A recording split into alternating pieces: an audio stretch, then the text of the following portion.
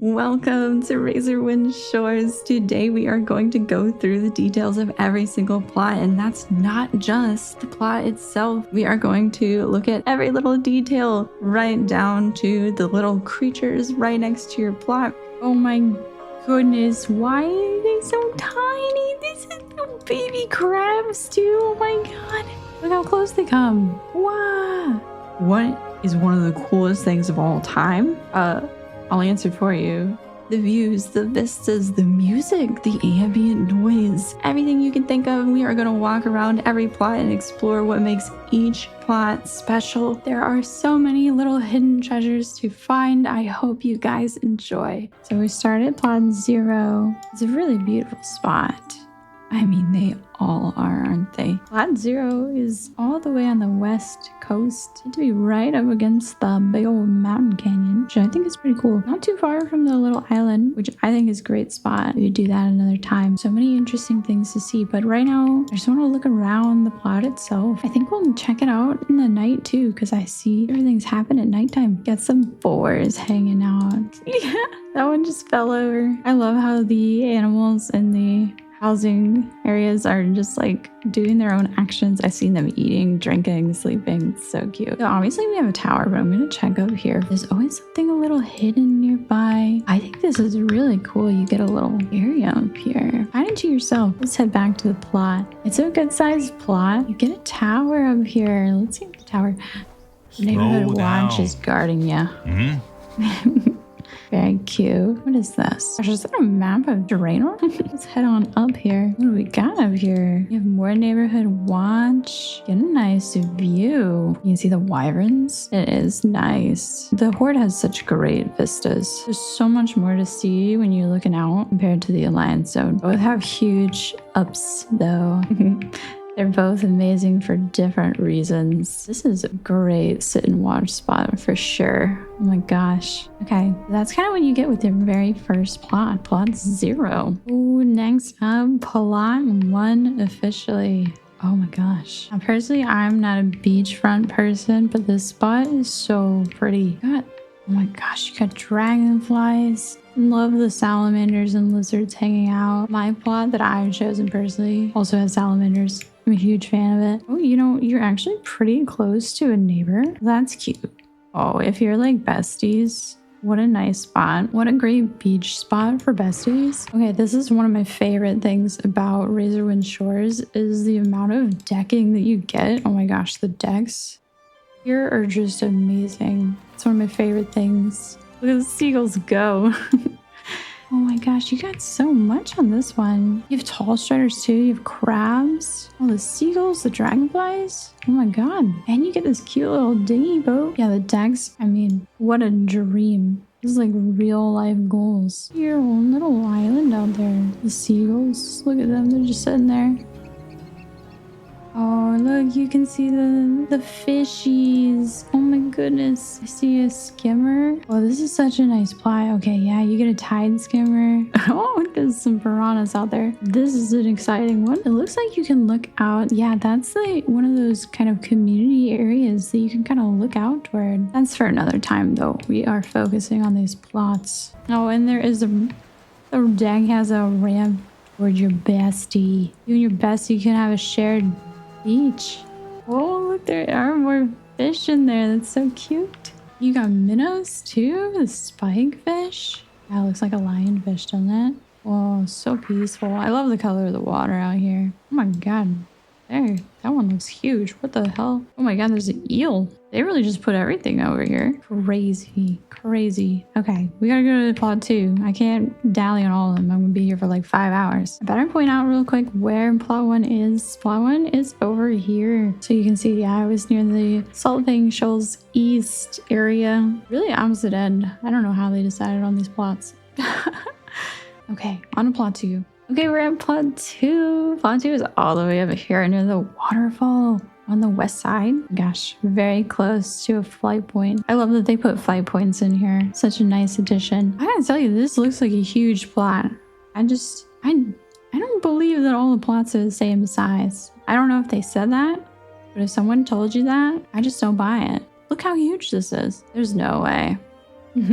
My plot is not this big. This one, I can tell, is such a good plot, though. Oh my gosh. Plot 2 has so much to it. Look at this. This is what I'm talking about. Jesus. Razorwind Shores just has these incredible deck areas to hang out and sit. Oh my gosh, it's just so cute. I mean, it's so next to your house. It is just an amenity for you. It's part of your plot, really. I mean, look at this. A full deck with all these things decorating. It's just great. That's the front. That's ahead of your plot, but I can tell there's all these other things. You get salamanders hanging out nearby. You have a decent view of some of those wyverns flying around too. I bet they land sometimes on those rocks. They do have kind of like a movement to them. You gotta watch for it. Oh, the shadows are great. You can see the shadows of them flying above. They're right above, huh? Oh, these little baby. There's like every stage of lizard here. Oh my gosh. You got a family of salamanders right above you in the back of your property. What are these? We got vultures? Oh my gosh. Vultures are so cool. The vultures looking down at your property. That's iconic. Isn't it? Ooh. I spawned something extra nice. Look, I knew it. This plot is crazy good value. What the heck? Oh, look, a rat. You can't kill the rat. You get some desert tall shires too. Oh, gosh, you come over here. This is all yours. Wow. Oh my gosh, you get a little diving board. Guys, they're flying above. Oh my god. What a plot. You get oh, little buggies. Let's go in the water and see what's in here. Sometimes there are super fun things in the water. If you guys want to enjoy exploring yourself, you should. There are so many cool things everywhere. Okay, you get a diving board. There's a swingy rope over there that's so cute. It's crazy. You can see there's another point where you can just go to the water. No diving board needed. Oh, wow. Little tikis. There's a dead fish, but that's all right.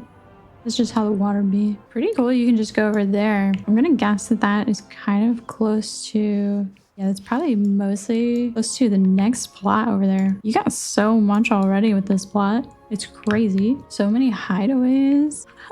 I hope that someday they let you actually click this. That'd be so fun. I almost made it.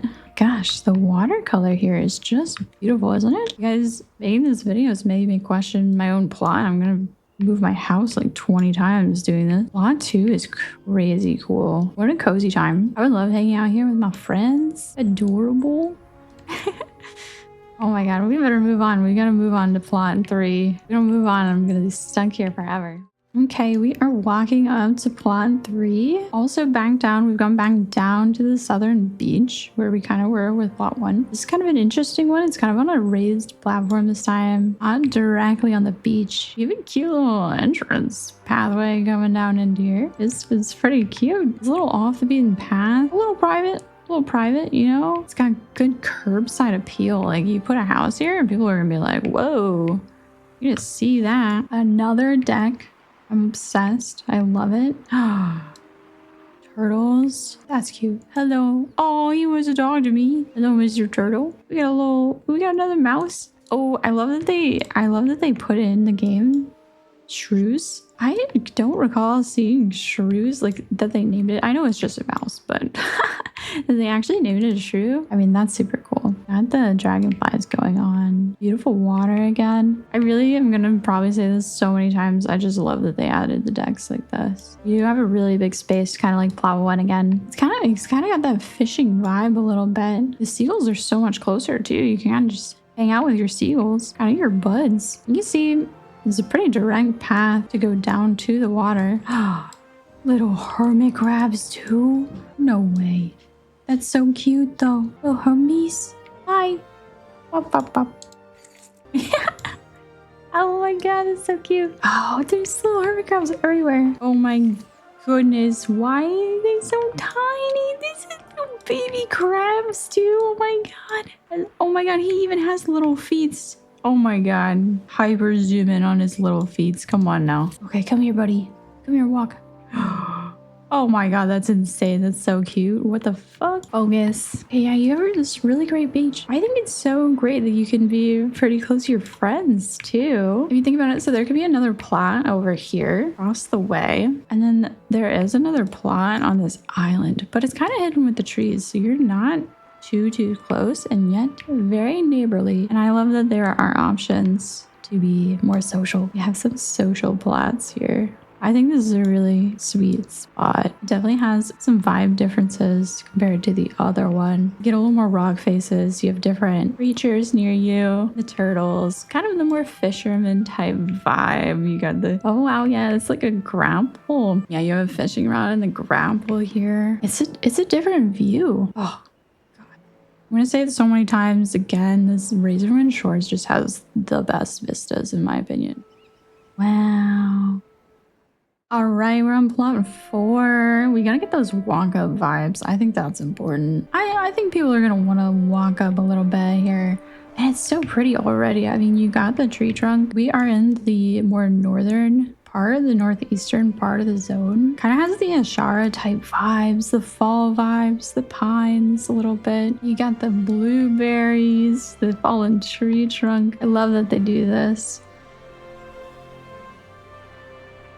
And it's just so pretty, isn't it? You can already see the view. We're not even on the plot yet, but it's got that crazy, you got the forest and the canyon view going on. You can kind of look back and really savor it. Crazy, right? Let's take a walk around. It's a bit of a corner. You're kind of in the crossroads going into the northeastern part. So I think that's why you're still getting some of that canyon vibe at the same time. Really cool to have the mixture. You still get the lizards, of course. I love that you do have a waterfall view right out in front too, and from your porch. Of course, across the way is a neighbor though, so technically the neighbor is closer to that waterfall. Very beautiful waterfall. We'll get there. But what does this plot have? Oh, it's very calm water.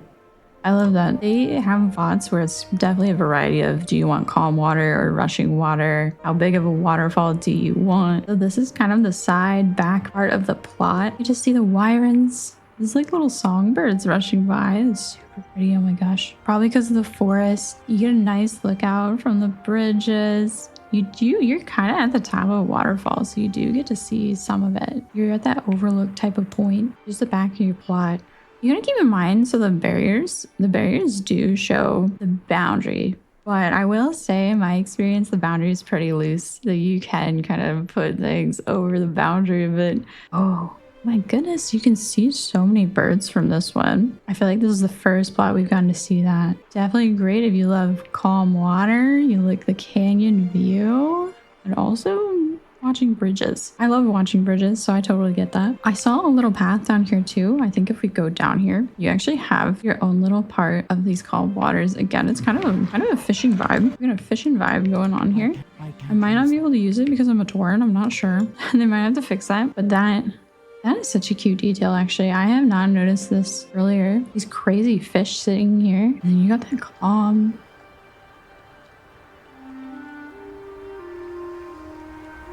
So that's what you're getting with this one. This is definitely directly to the 4th plot. So it's no one else's but yours.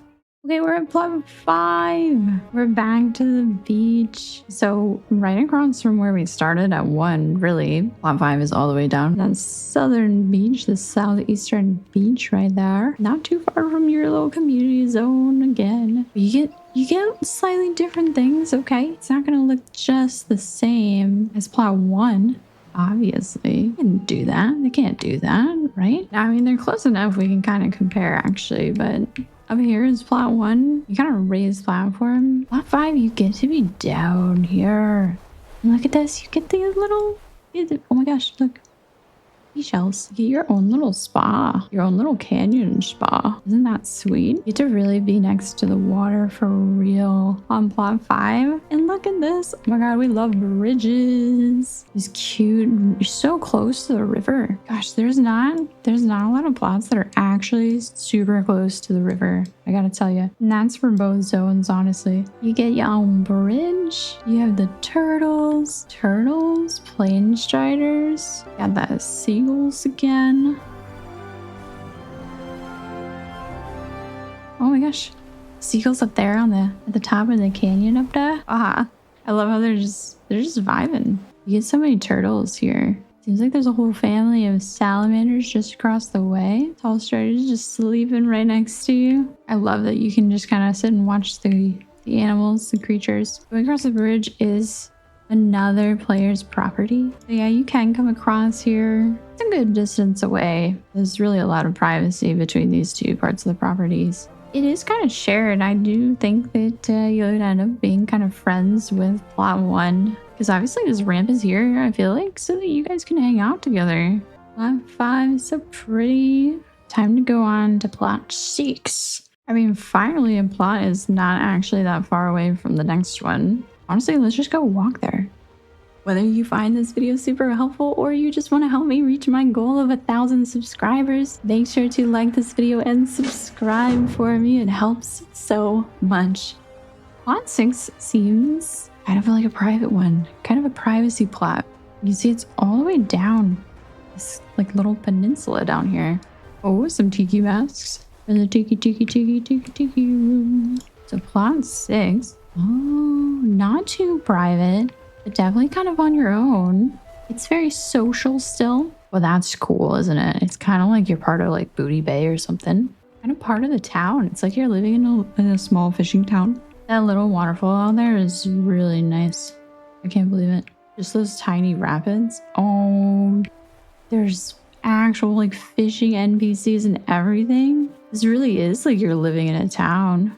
Oh, I like this plot a lot. Okay, so you're like super on the water in this one too. Oh, you get your own fishing pier. That's super nice. It's quite the view of more than a few other plots. You can see out there across the way, and then of course that other way with the bridge is another plot. You really get to see each other's houses super well, but then they're not super connected. This one has the most turtles so far. Wow, there's a lot of turtles. See, I love where they sleep. Oh my gosh, that's just the cutest. It really feels like they're actually living here. So obviously the main amenity is kind of being next to this fishing town. You get your own fishing dock, so that's great. But I love that you could hang out here and kind of watch the NPCs work. There's a lot of them. What a cool town. Oh, I might cross over here and see if there's more here. Plus you got the little waterfalls and everything. It was happening. Grud.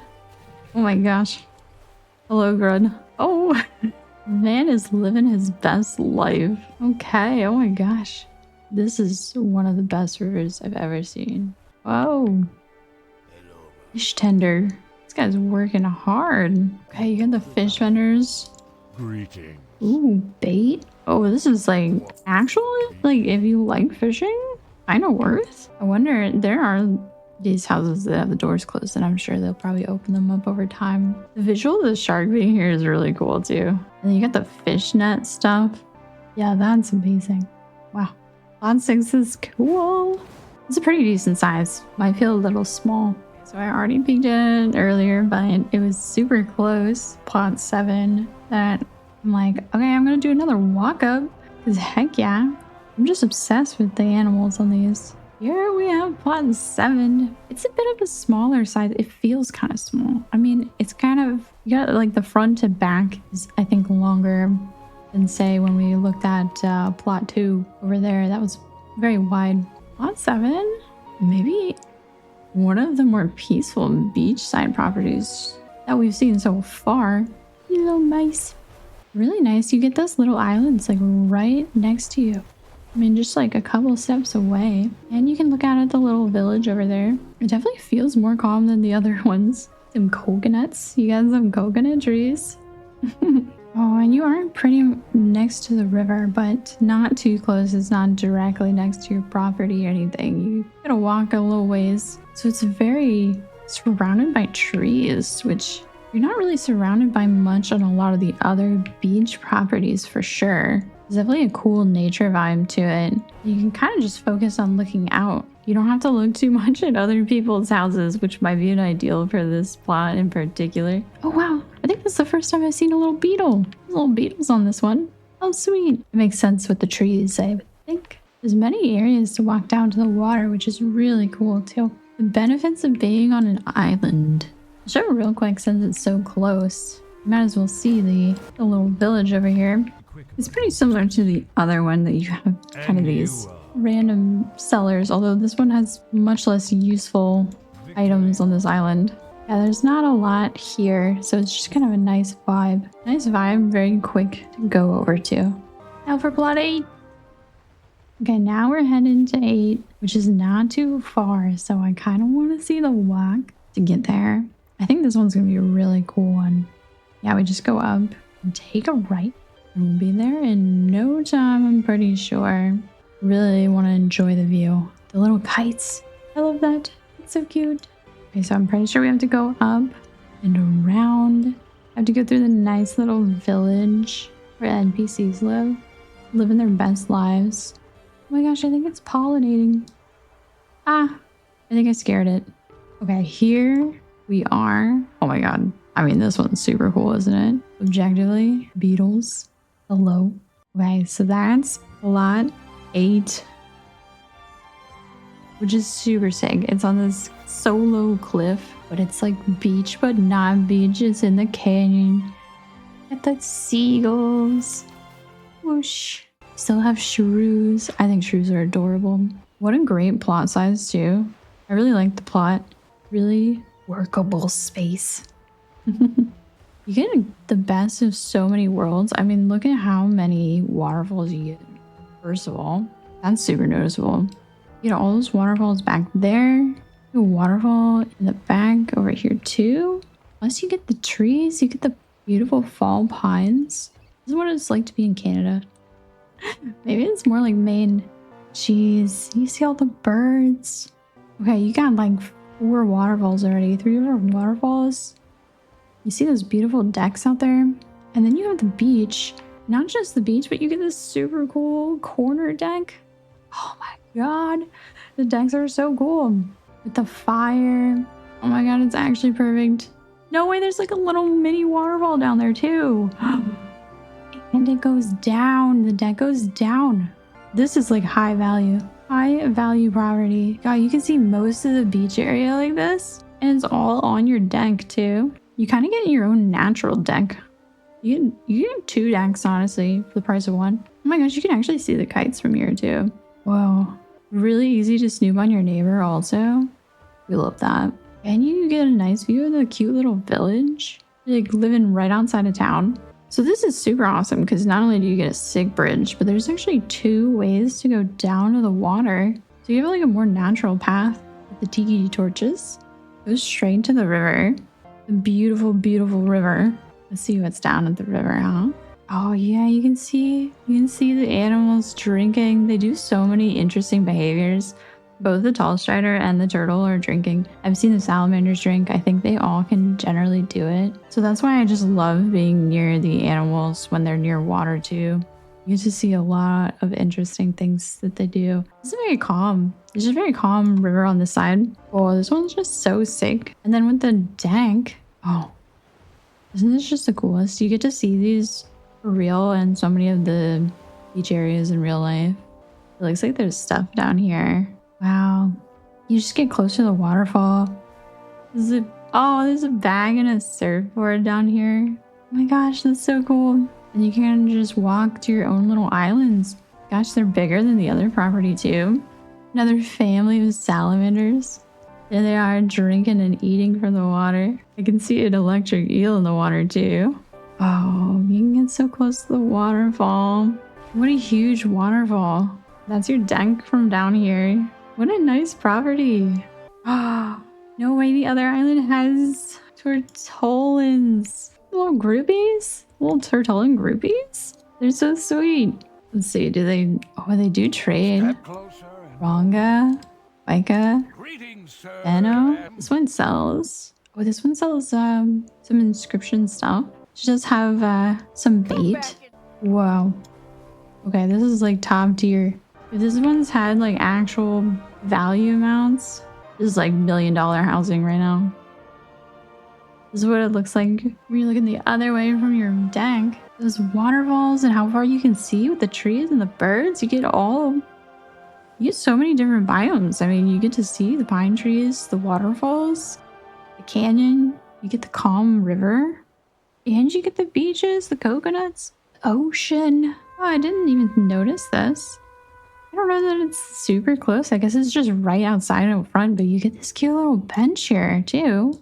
Little binoculars. Oh, what a cute way to watch the waterfall. Just another bonus to Property 8, am I right? Property 8's crazy. You almost got, I mean, you can tell when you look at it on the map, can't you? All right, here we are in plot 9. Now, I'm not biased or anything, but I'm pretty sure this is the best plot you could possibly have in Razorwind Shores. Plot 9 is a beautiful little jungle oasis tucked all the way in the corner on the west side. I would say the map makes it look like you have pretty close neighbors. I have not gotten the feeling that you can really see them that well. They are close. Like if you want to go walk down the road, they are down there, but you can see not necessarily will your bottom neighbor 18 actually have the house facing you because their path is south. And then plot 28 is very much blocked by the foliage. So are you really seeing the other house? No. You just got your views, which the front view is really beautiful. I'll talk about this more, but I just really appreciate the framing work that they did. You can really tell that there were designers or artists standing on these plots and saying, what kind of view do we have? What kind of framing is going on? And what can the player see? Which is just a wonderful attention to detail, isn't it?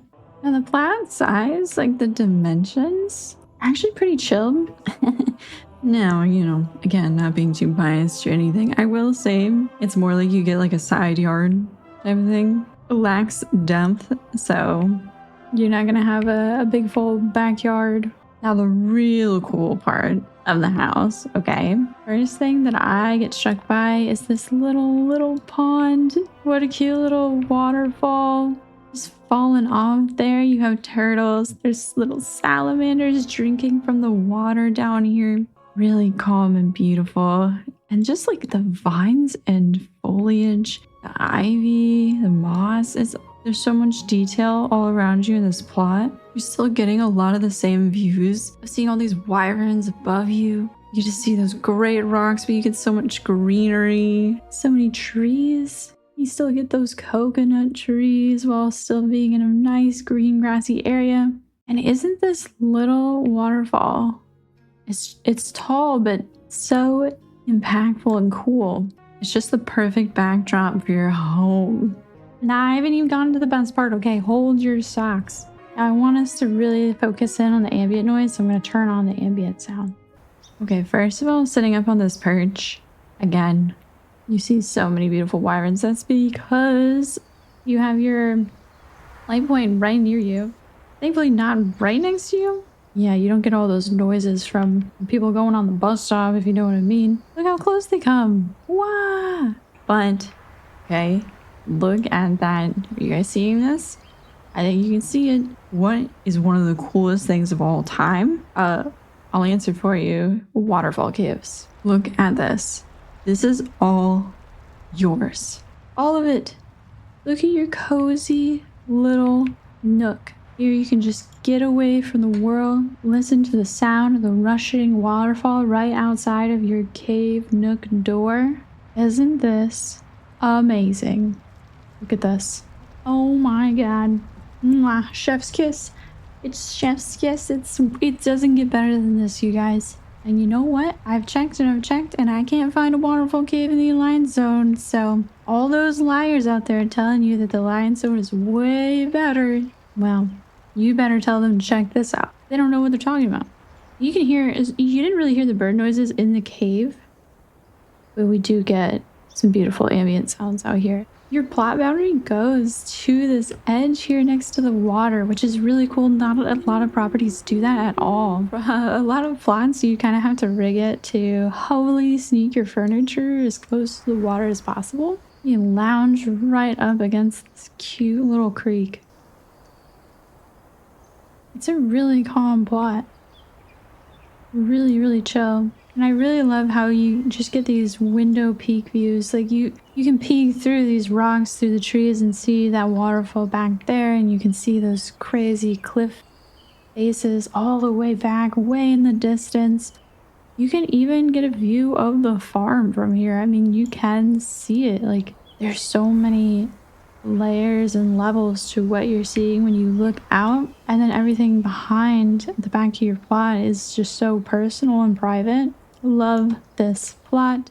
I don't want to leave you, but goodbye, plot 9. Okay, so 10 was just around the corner here.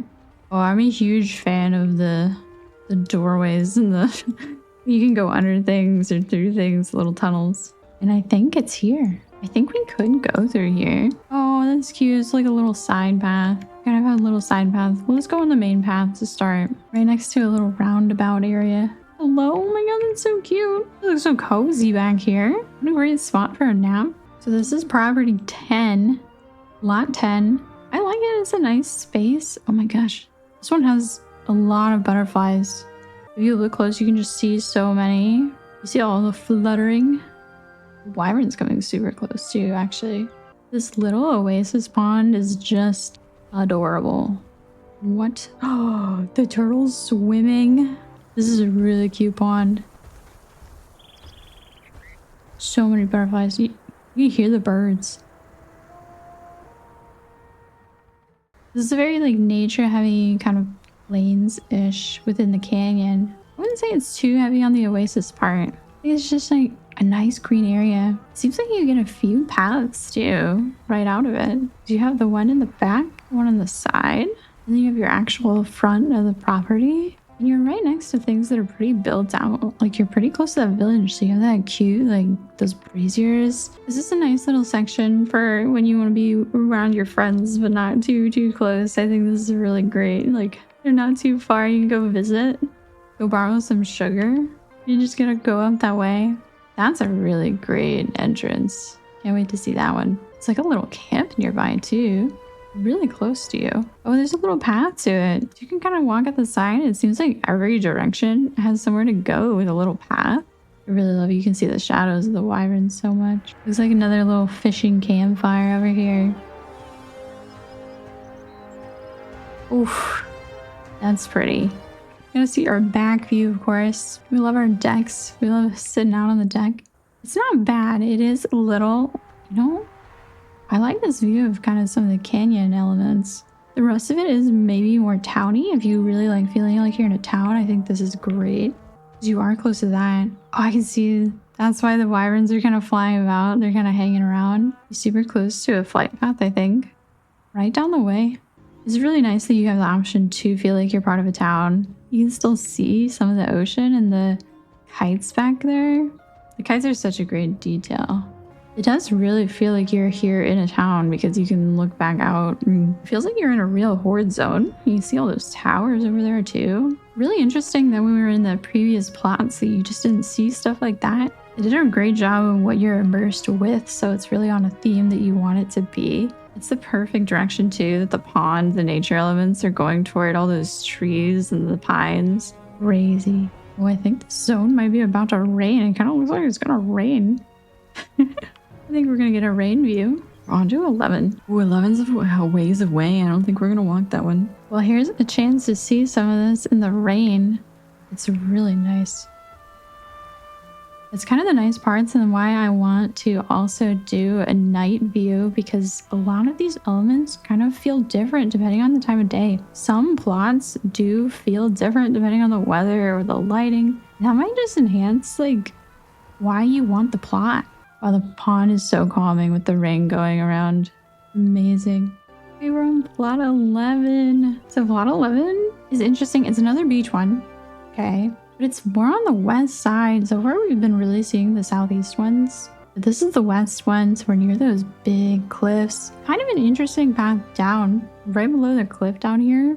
It has quite the entrance. Quite a wide entrance. The path doesn't necessarily go directly into it. You get to see with the rain. How lucky, right? I think it's great to see these places with the rain and stuff like that. Hopefully it snows at some point. You see you're next to kind of wide river. Very rocky river. Look at all that fog pushing up, the water vapors, water splashing around. Yeah, you're near these small little waterfalls. Gosh, doesn't that look so pretty? Oh my gosh, you're near hippos in this section. Wow, we haven't seen the hippos in any other section so far. What an absolutely beautiful waterfall. They're not the super short ones, not the super big ones. The Horde Zone might actually have the most variety of waterfalls compared to the Alliance Zone. You can kind of see the plot is not necessarily, it's kind of an interesting size.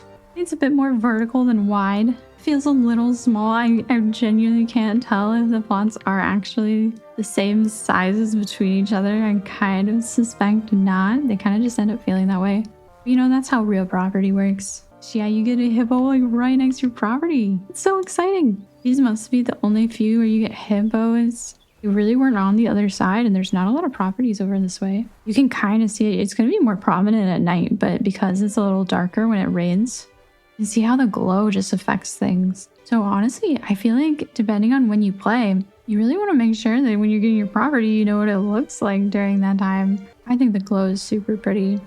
That's a really fun island over there, a really great community island that you're really close to with this one. You can see in the back that you're really close to your neighbor actually. Just a short jaunt away, but it's to the back, which I think is really cute. Oh my gosh, the hippos. The hippo is snoozing. Oh my god, we gotta get closer to that. Oh my god. Snoozy, the little hermit crab is right there. I'm gonna die. I'm gonna die. It's so cute. So yeah, you can see quite a lot of the fun stuff. You get to see those bridges. There's some really pretty lighting aspects over here with the water. And then there's a nice path to your fellow neighbor in the back. Really nice connection for buddies. For possibly making your future best buddy. I really like that. And the fires are really pretty over here in this section. The animals that are near you are really cool too. What a really unique waterfall spot. The hippo is just sitting. That's so cute. Well, I don't know why I didn't realize hippos have a sitting animation. Do a lot of pets have sitting animations? I have no idea. And this is definitely more jungly. You can see there's like much different vegetation here than when we were on the other side. It's definitely more focused on the tropical aspects rather than having those cactus tropical island vibes.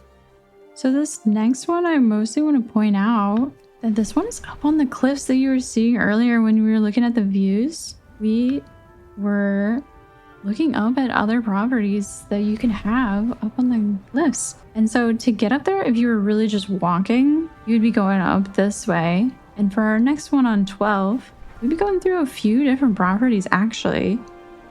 Going through some bridges. So we'd be going through even further. This one's pretty far down. Look at these beautiful bridges. Gosh, the ones up here are incredible. And you get nothing like it in the Alliance Zone. There's nothing similar to this in the Alliance one. So that was just part of it. I mean, that's not even the full thing. You can see what we did as we went kind of up north and then down south through the bridges. And you can see it connects to even more bridges. We're not all the way through. So there's a lot to explore up here. There's plenty of properties to pick from if you really want your high up house on the cliffs. But for now, this is our property 12 all the way up here. You can see it. We are the highest plot. The only equal one might be across the way over there. There's a couple high ones you can see near us. Like we can just kind of look down on other people's. We could just look down on other people really, but we can look down on other people's property here. And there's so much nearby. I mean, so much. So yeah, you're pretty close and you can definitely witness whatever your neighbor is doing. You do have a very close neighbor down below. But once you're just sitting on your property, you guys really are not seeing each other necessarily. You have to pretty intentionally want to go look at your neighbor. And you're just getting views all around. Just tons of seagulls. You got the tall striders up here. You have plenty of seagulls sitting with you up here. You have a great view of the wreck below. I think that's super cool. There is a property down there. But if you don't want to live in basically a beach, this is a really great pick to have that cool kind of the Stranglethorn, kind of the Borealis, BFA vibes with the water, with the boats. And then you don't have to be on the sandy beach. We hate sand. Sand is yucky. It's a bit of a way from your property, but you also have the deck. And this is a huge deck. Oh my god, you can host some great barbecues out here. What the heck? Yeah, you can see... Oh, and isn't that bone tunnel so cool down there? You just get so many different views. You get that wreck. You get a big old mountain. Get some of those pine trees, those beautiful oaky looking trees, fall vibe. It's a pretty interesting area down there too. Just a short drive away with your flying mount. I love how you get to see the bridges. It's a really great view of the bridges. That's incredible. Really get to see a lot of other people's decks also, huh? It's very calm, not too busy. And of course you have a path down on the other side to keep going around. It's really got that quiet back of the forest vibe. Even though you're pretty close to a neighbor, it honestly feels like you're quite a distance away. You get to see so much actually from the front. Really incredible.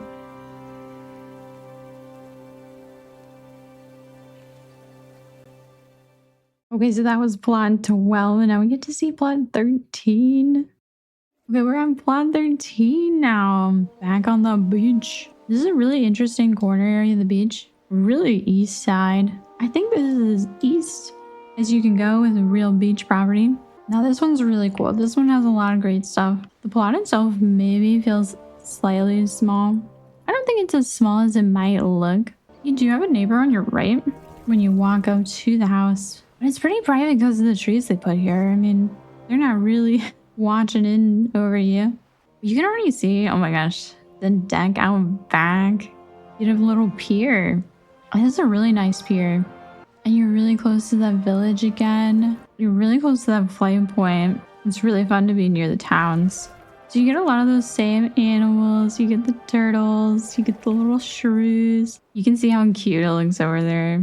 There's a little beachside fire near the town. And, okay, you are the closest to this kite area. The little canoe area. Oh my god. It's kind of yours when you think about it. It is, in my opinion, plot 13's area.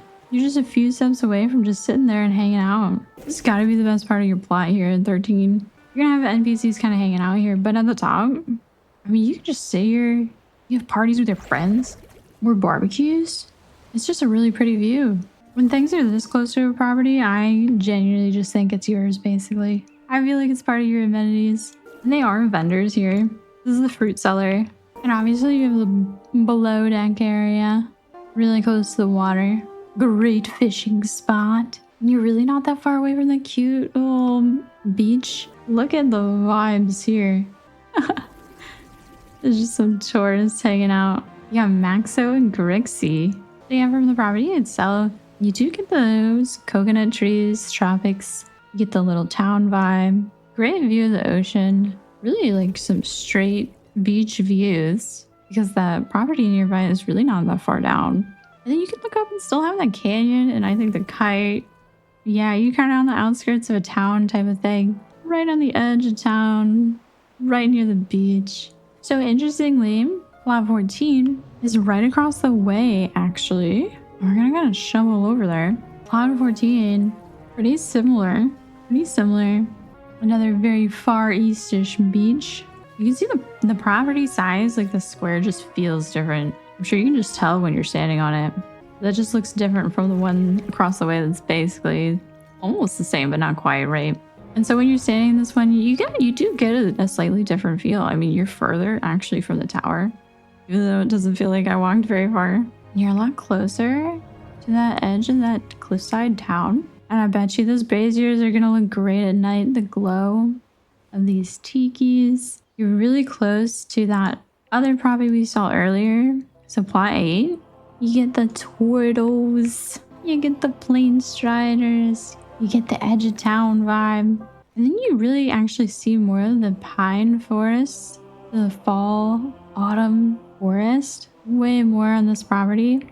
This plot you can see does not have a fishing pier. It's a bit more of a, I just want to lay on the sand kind of vibe. You get a cute little bridge, which is absolutely sick. I mean, not a lot of properties actually have their own bridge. A lot of the other ones just happen to be near public bridges. But this one's 100% your bridge. Why would anyone else use it except for you? Your bridge. Very private island. It is really cool. There's a tree that's just kind of cut off. Salamanders. That eel's going crazy out there. Seals. Just peacefulness. You're so far out. Again, there's like nobody near you. You're way closer to going to the community island too. You end up getting a nice view of the waterfall. It's actually just as good. If not, you get to see a little more of it actually than you did on plot 8. Just because you're further down, so you get to see the full effect of it. And I didn't notice how beautiful it is, that extra island out there, the very mountainous island with the pine trees going. So yeah, even though it's very similar to the previous one, very different. It's so different. The other one was definitely much more fishing vibes. This one, I think it's much more relaxation, much more enjoy the beach. It does just feel calmer. There's less NPCs over on the side. 15 is going to be cool. It's going to be further up than we've been before. We finally get to go more in this forest, enjoying the fall. So this is where plot 15 is, up in the cliffs. There really are not a lot of properties that have this exact vibe. I would say it's pretty concentrated over here in this corner, just these 3. There's obviously more on the cliffs. It's pretty secluded. You do have a neighbor, but it's quite a distance. Maybe they'll come in and drop some mail for you. Look at the little froggies. Rip it. So it's kind of interesting. The property dimensions, not necessarily wide. Maybe is nice if you want like a big backyard or front yard. Your house gets wide enough that you won't have much of a side yard in this type of property size. And look, you have a hippogriff. Look, you got a hippogriff. Oh my gosh. There's hippogriffs in this section. There are a few sections with hippogriffs, so it's not entirely unique. Don't worry, you can have plenty of hippogriffs with different property vibes. I think hippogriffs are the coolest. God, and isn't that really cool though, when you can be near an area where something like a hippogriff is just sleeping? You see it across the way, and you're right next to a waterfall. So pretty. And you hear that, it's so quiet out here.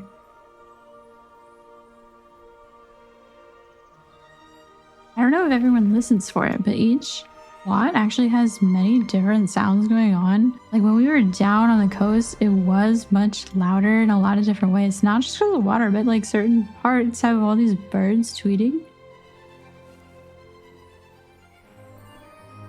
And the hippogriffs are flying above. Oh, isn't that so cool? You can see kind of those paths going up the mountain. This is probably some of the most detailed mountains the Blizzard has ever made. But you can actually kind of see. It's not just it's straight up vertical. Yeah, that's so pretty. So you can kind of hear the birds, but it was very different in the earlier areas. A lot of those plots had more like songbirds that were kind of constantly tweeting and singing. This really does capture a really great, just genuinely out in a forest like this type of vibe. It is kind of interesting. This property is really not necessarily a view type of property. The vistas are incredibly different. Obviously, you're not seeing very far out, which is nice. I mean, if you really like that feeling of being in a corner, in a cozy corner, pretty ideal. I think it's so cool that you instantly just see so many different animals already. I mean, the number of animal types within the zone is crazy. But yeah, so far we haven't even seen skunks or rabbits yet. I haven't seen the hippogriffs before until this plot. You can kind of see different birds flapping around too. It's not huge flocks. That kind of looks like a little firefly, to be honest. I can't tell. I think it might be a bee or a firefly. It's really cute. They have a crazy amount of different bird sounds and bird calls going on. I can already feel my head way more at ease. Not gonna lie. I was getting a little bit of a headache with all the noises that were happening out in the beach area. You see there's very different fish out here. We've got sharks in this section. So this is just below you if you fly down your waterfall. And again, we'll do this like another time, but there's like so much to explore. You should definitely explore going under the water. There are a lot of hidden nooks and places that Blizzard added in the zones. You don't have to fly down your waterfall, obviously. You do have a path up here. It's kind of shared with the other property right next to you. When it's both of yours, you guys can share. It's right off the road from you two. Be good sharers. Okay, so plot 16 is an interesting one. You might look it on the map and you're like, so what is it even connected to? And so I'll show you kind of its main entrance. but it's technically connected not only from the path that I am standing on right now, but you can actually go to it from the main town, which I think is really cool and really unique. It's really the only property that's doing that. It has a cute little hidden entrance through the actual main town. It's the main town where you have the bulletin board and you have your endeavors. But first is the walk up. So we've kind of been around here before. You guys have seen this area where we've been to the roundabout. You guys hear the different bird sound actually already. It's not the most obvious, except that you have the brazier sitting up in that tree, which is so pretty. It's gonna be so great to see it at nighttime. But you come up the path here, and this is your entrance. So here's your entrance to plot 16. You can tell if you listen to that ambient sounds, you get all that wind, you get some of those birds, a canyon wind. So you can hear it. It's kind of more white noise than the area where we were at with plot 15. It's quite the plot. It's quite the plot in my opinion. It's quite a good size. You have more of a cactus thing, but still grassy, which is pretty nice. Now you are basically part of town, but because of the canyon part of it, it doesn't really feel like you're too involved with the town. Good and bad thing. I mean, if you really want to feel part of the town, there's only so many ways to feel that way in the current housing options. But this is just really peaceful, isn't it? And is that like a huge bee? Oh my god. I think that's a massive bee. Yeah, I'm so sure it is. Oh, you got little froggies. Oh. Ribbit. So from the back, you can see that you are on that border to the more autumn vibe.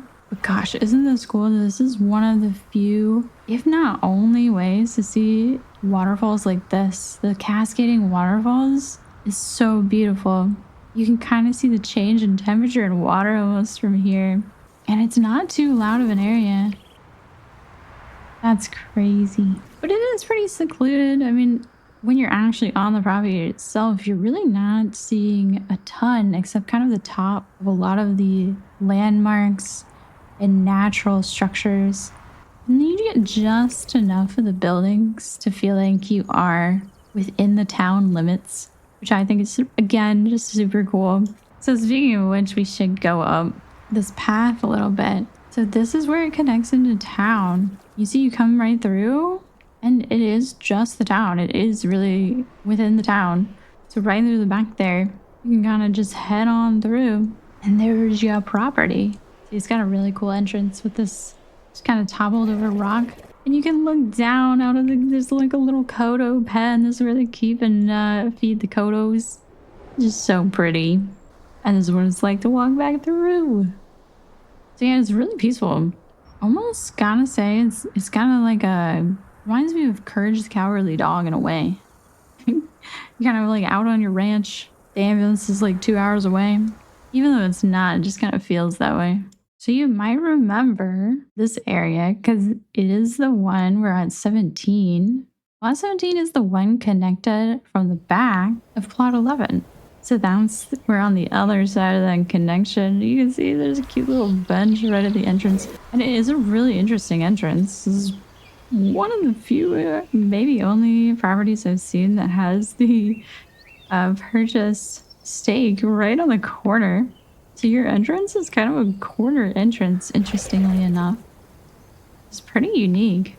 And they must have some kind of standardized property size because you can see the island itself is quite wide. You get a lot more room than just what your property boundaries are. But they don't extend out, which is okay. That's okay. The salamanders are sleeping. It's so sweet. You're a lot closer to seeing like that bridge there, and you can see you get that misty waterfall water going on to the side. And that is because this property compared to 11 is a lot closer to a waterfall. You're a lot closer to it. I think this path over here is really cute too. Again, I just think that's going to look really great at nighttime. The rock obviously kind of blocks it, but it's kind of cool to see the mist. Maybe there could be a construction effort to destroy this large boulder. So if you listen, that's kind of what I was talking about. There's different bird noises going on. A lot more twittering and tweeting. A lot more of those wind sounds. It appears the seagull is eating a fish. This is the most direct view of that community island. I believe that's the party island over across there. It's the most direct view you can probably get. You actually get a peek of the shipwreck over on the side too. You look up a little more. Oh my god. The rock structures, this is what I'm talking about. They just put so much detail into the actual rock faces this time. The mountains. You really just haven't seen this amount of detail in probably any real zone that you're questing in. So the housing zones are just really unique, really, really detailed compared to anything else. Not to say the questing zones are not incredible. I think they're great. You get a little less of the hippos on this one. I feel like you get more hippos on the other side. I suppose that's the benefit of being on 11 versus 17. 18 is another cool one. Oh my gosh, we can already see the wyverns flying ahead. So 18 starts getting into the far more jungly vibe. This section out here, when we go to kind of that northwestern corner, I think you get really immersed into some of that jungle. Kind of like that Amazonian type of feeling. So we are down, this is where you connect on the path. So if we go up, that's a quick entrance from the path to plot 18. Plot 18, it feels pretty big. It's probably because it's so wide. You probably wouldn't have a huge backyard by any means. It is pretty open. A lot of the ones we've seen try to be as enclosed as possible, even when you're pretty close to a neighbor. Now this one is kind of close to a couple of other neighbors. But you can kind of see, you only really have a direct view to plot 28 just from the back. This one is an interesting one. I think the benefits of this is that it's far forward enough to have some of these nice vistas and views of all kinds of things. It's very busy. You can NPC watch when NPCs follow the path below you. You see there's so many animals. I mean, I see like war vibe right away, like frog, turtle, hippo, striders. And then you feel a little more connected to the town just across the way. But obviously you don't get a ton with this property. I think there's some nice parts to it that you have kind of, there's not a neighbor actually south of you. So if you like going up and exploring around, I think you're really close to that. You see you can come up here and there's a really cool waterfall above. Now the other property is closer to that waterfall, but obviously when you're further away, you get more of a view of it. That is just the benefits of this property is you get the full effect of looking up. I think unless you like looking up and out, this property doesn't like feel like it has as much as the other ones. 19 is such a cool one. Oh my gosh. So this one's so unique because it doesn't actually have a path connected to it. It truly is its own island. You could sort of start off at this dock with a canoe. And it's another interesting one where the property start is kind of a corner entrance, which I think is super cool. You already have a pre-built path. Not a lot of them even have a path that actually goes into the property boundaries, which is super sick. Well, the lot itself is just so cool. As you can see, you get so many different views. You got there's like a little crab reef island going on over there. There's a few plane striders on your island itself on this plot. And turtles. What about these turtles? Wow. You see, I walk around the whole island. There's just not really actually a path. There's no bridges connecting to it. You really just have to swim into it and fly to it. You could boat to it if you got your boats, which would be really cool. It's a great place to use your boat toy. You get so many fish. You get to see so many fish on this one. I'm gonna go in the water. Oh my gosh. Wow, this one has so many of them. They have all the colorful fish in this one. I mean, this is the crazy cool part about the port zone too. I mean, geez, this is basically on your property. You have this really cool bonfire. It already has like fur rugs and stuff with a gazebo. You get so many views. You get to see your cool neighbor's house. You get to see the little fishing village across the way. You get the river, the ocean, the canyon view.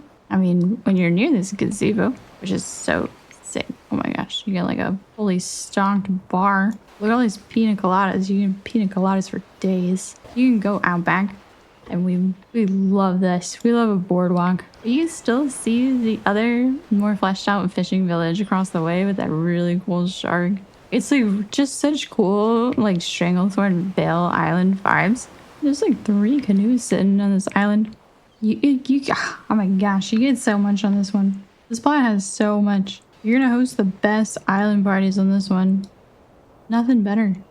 Oh my god, look at how you can see the big mountain all the way in the back too.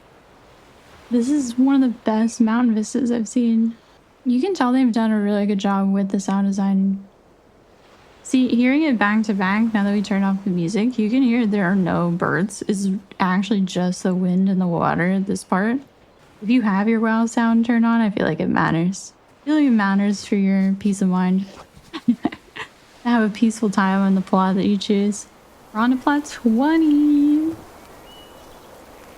We're back out. It's plot 20. It's back out in that northeast corner. So, kind of that quiet autumn forest. You get those shadows of the hippogriffs overhead.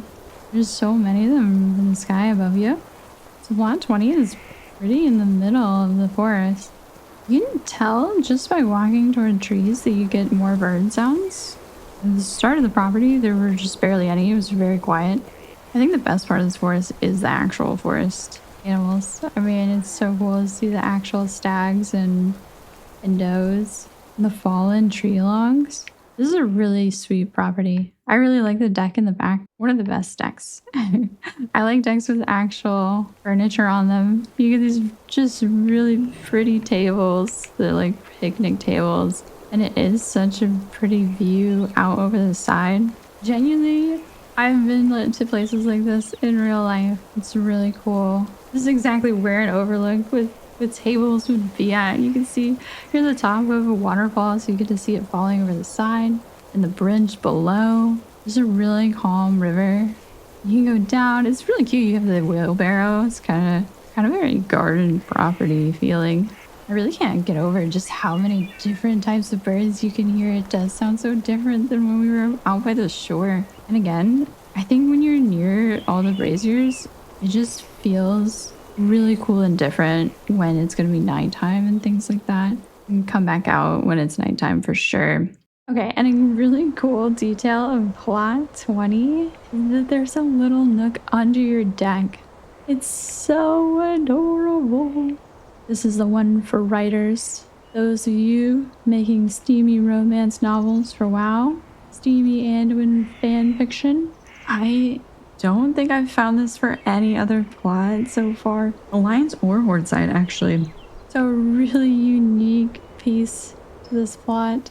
This is just like a perfect structure of a mountainside home. You're kind of near some actual little outpost type areas with the NPCs. You can kind of see the cart passing through actually down below right now.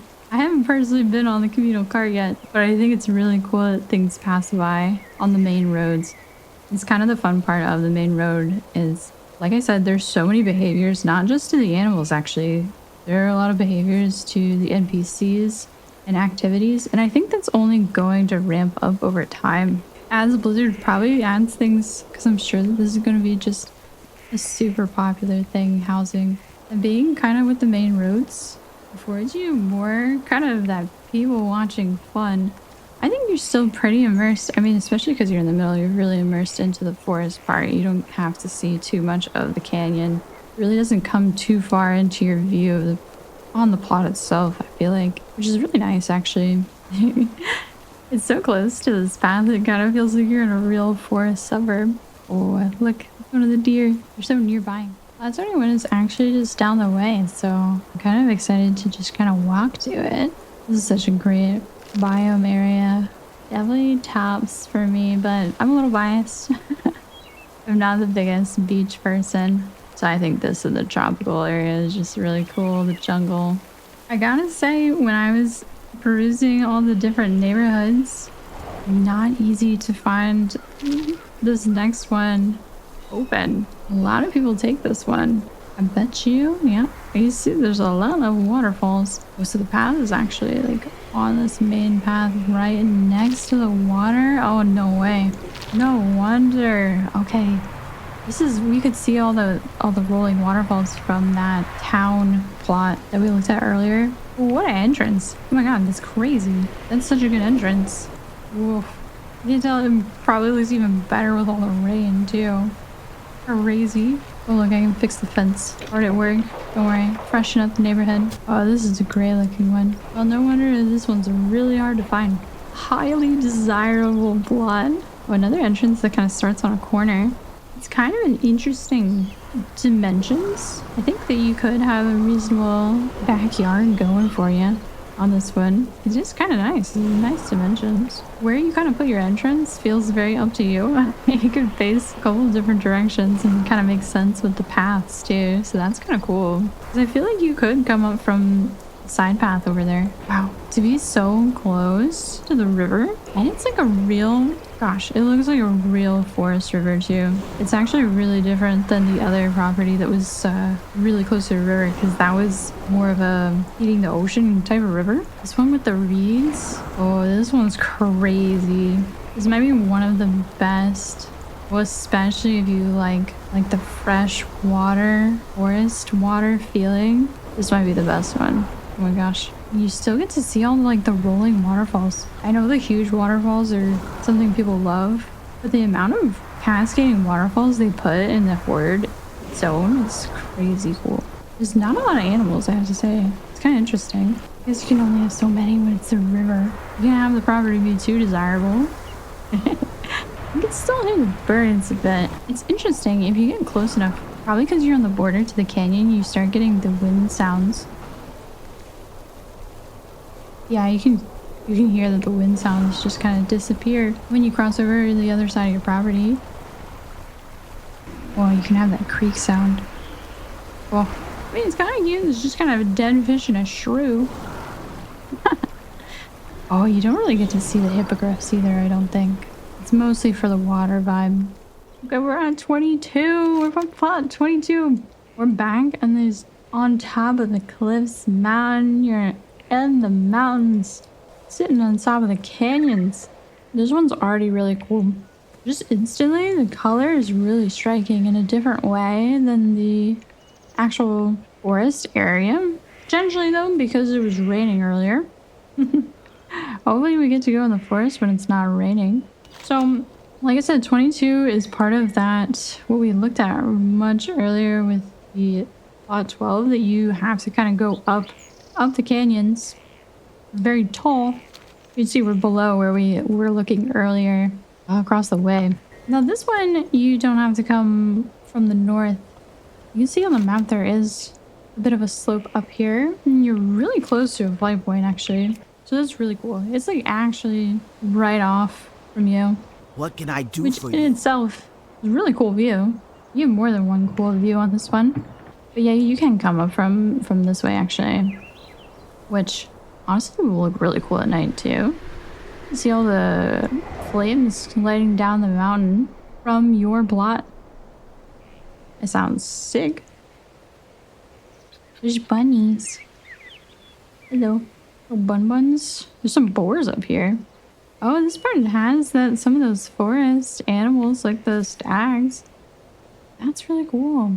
You can kind of have the best of both worlds. You could be near the ocean but still have some of those forest vibes. Because the forest area is so far from the ocean, there's very few spots over there that you can even really see the ocean at all. Oh, you get a view directly down at the fishing village. Oh my gosh, you can see the fishers. I fell. Okay, so maybe you want to put fencing up there so you don't die. I probably would, and that's why I'm not gonna live there. That's super cool though. Right at the back of the property, you just get to look down on the village. You see the NPCs talking and stuff. You see the shark. Oh my gosh, the view of the waterfall from up top is really cool. I think one of the biggest benefits of this one is you basically get a tower. You get your own tower. The neighborhood watch has got your back. It kind of looks very similar to the other tower we saw much earlier. I think it has a lot of the same decorations. Let's see our view though. What kind of tower view do we get? Ooh. You get a really good view of the islands. That's pretty cool. Yeah, you can see the waterfall really well from up here too. Oh, you can see actually the geyser area from here. That's really cool.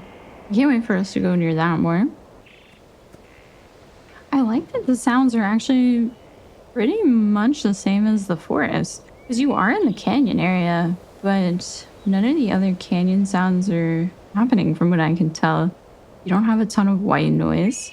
It's pretty quiet. Ooh, okay, we're at 23. We're back in the autumn forest.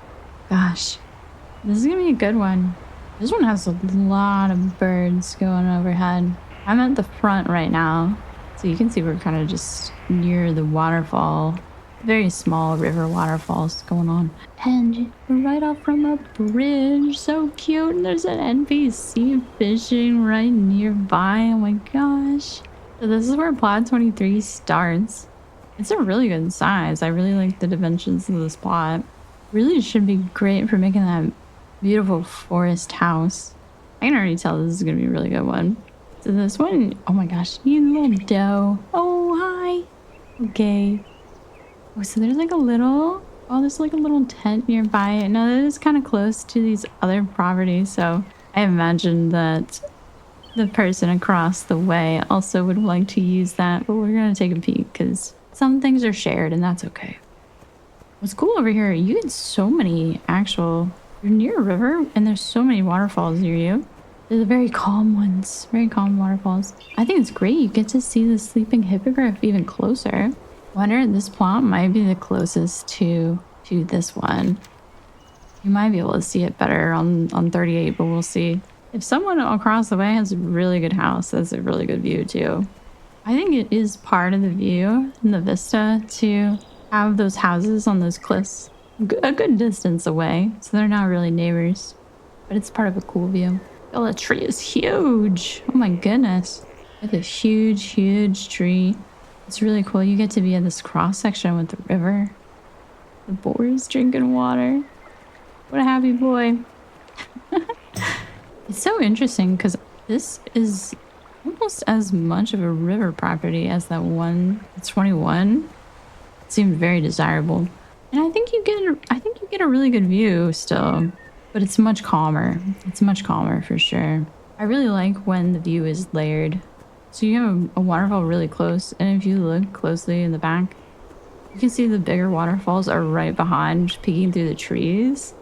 You can actually see the watery mist happening from those waterfalls in the background. So I think that this plot is actually way more serene than plot 21. And it's a bit more peaceful because you're not actually as close to kind of like a village area. And this one is much more quiet. So because 21 was near the canyon, you got all those wind sounds. I finally found a squirrel. Hello. Oh, you're so handsome. But yeah, it's a lot more quiet because you don't have the wind sounds, and the water is obviously a lot calmer that I don't hear all the like, yeah, they put the calmer river sound. It's much more still water, so it's just kind of almost like when you're next to a pond. I can feel the tension in my head releasing. I think it's amazing how close you are to these really huge trees. Actually, a lot of the previous forest plots were mostly these yellow thinner ones. Look how many of these really huge pinkish orange ones right near you. Oh, did you hear that? Oh, this one's really nice. Oh my god, this is like somewhere I would actually want to live. There's a fox too. Oh my gosh, this is the first time we get to see a fox. You just get a fox living right in front. I really like that you can walk off the side and you're really close to kinds of waterfalls. I want to go see this little tent area just below. It kind of looks more fleshed out. Yeah, I see these trellises. I mean, weirdly, it feels closer to the property we were just looking at. It feels closer to 23 than it does the other one across the way. But I suppose the path is like, connected. It actually kind of feels like this is kind of a path. Kind of looks intentional. I do think this might be a bit shared. It's a really nice space regardless. This looks like a massage table. This is like where you get massages. Oh my god, yeah, the incense is burning. I kind of think that this is part of it. Oh my god, it is a spa. It's like a spa over here. Oh my gosh. You can have a spa day with your friends. That's sick. Oh my gosh. You just take a nap. Take a nap over here. Oh, listen to that. Yeah, it's crazy how intentional the sounds are. You and this other plot would be spa buddies. I like that. It's so cool how they added those little spots in the Razorwind Shores. Okay, 24 is super, super cool. Really unique. It's really awesome. You kind of have to go past plot 32 to get to it. If you want the full entrance effect, of course. We kind of saw this already from below. We were at the property above a while ago. And that's a cool little hangout spot. There's no NPCs up there. Plot 24 is just such a private, chill place. And one of the coolest features in both areas. I mean, okay, first of all, what the heck? I mean, this feels like you're going on a Disney World ride. I mean, you're going through this tunnel of bones. That's so cool. I love when they do this. There's all kinds of spots like this. Yeah, especially more so in the limestone. They have it with logs. But like, this is, I think, the only time you go through the bones like that. There's maybe a couple of smaller ones. And this is your entrance. It's a really good spot. Feels very full. I swear this feels so huge too. But maybe it's just the spot and maybe it just gives that effect. It really feels like you have your own personal beach here. Real. Like you're some rich mother trucker by your own personal island. I think the Nessie bones are super cool. Look at the starfish. And a bunch of starfish here. Obviously, the coolest part is the boat, though. The shipwreck. Being so close to the shipwreck. So the Alliance Zone does have a shipwreck, but it's nothing like this. It's not as big. This is very tiny. This feels way more Pirates of the Caribbean, or like, you know, for WoW, it feels much more Rallis. The detail of having the seagulls sit out like that are so cool. Look at them all sitting there. You can see them lined up in so many areas. They're up on the mast, and they're up top in the front, and on the rock. As far as I can tell, there's not actually a way to be in this boat or anything.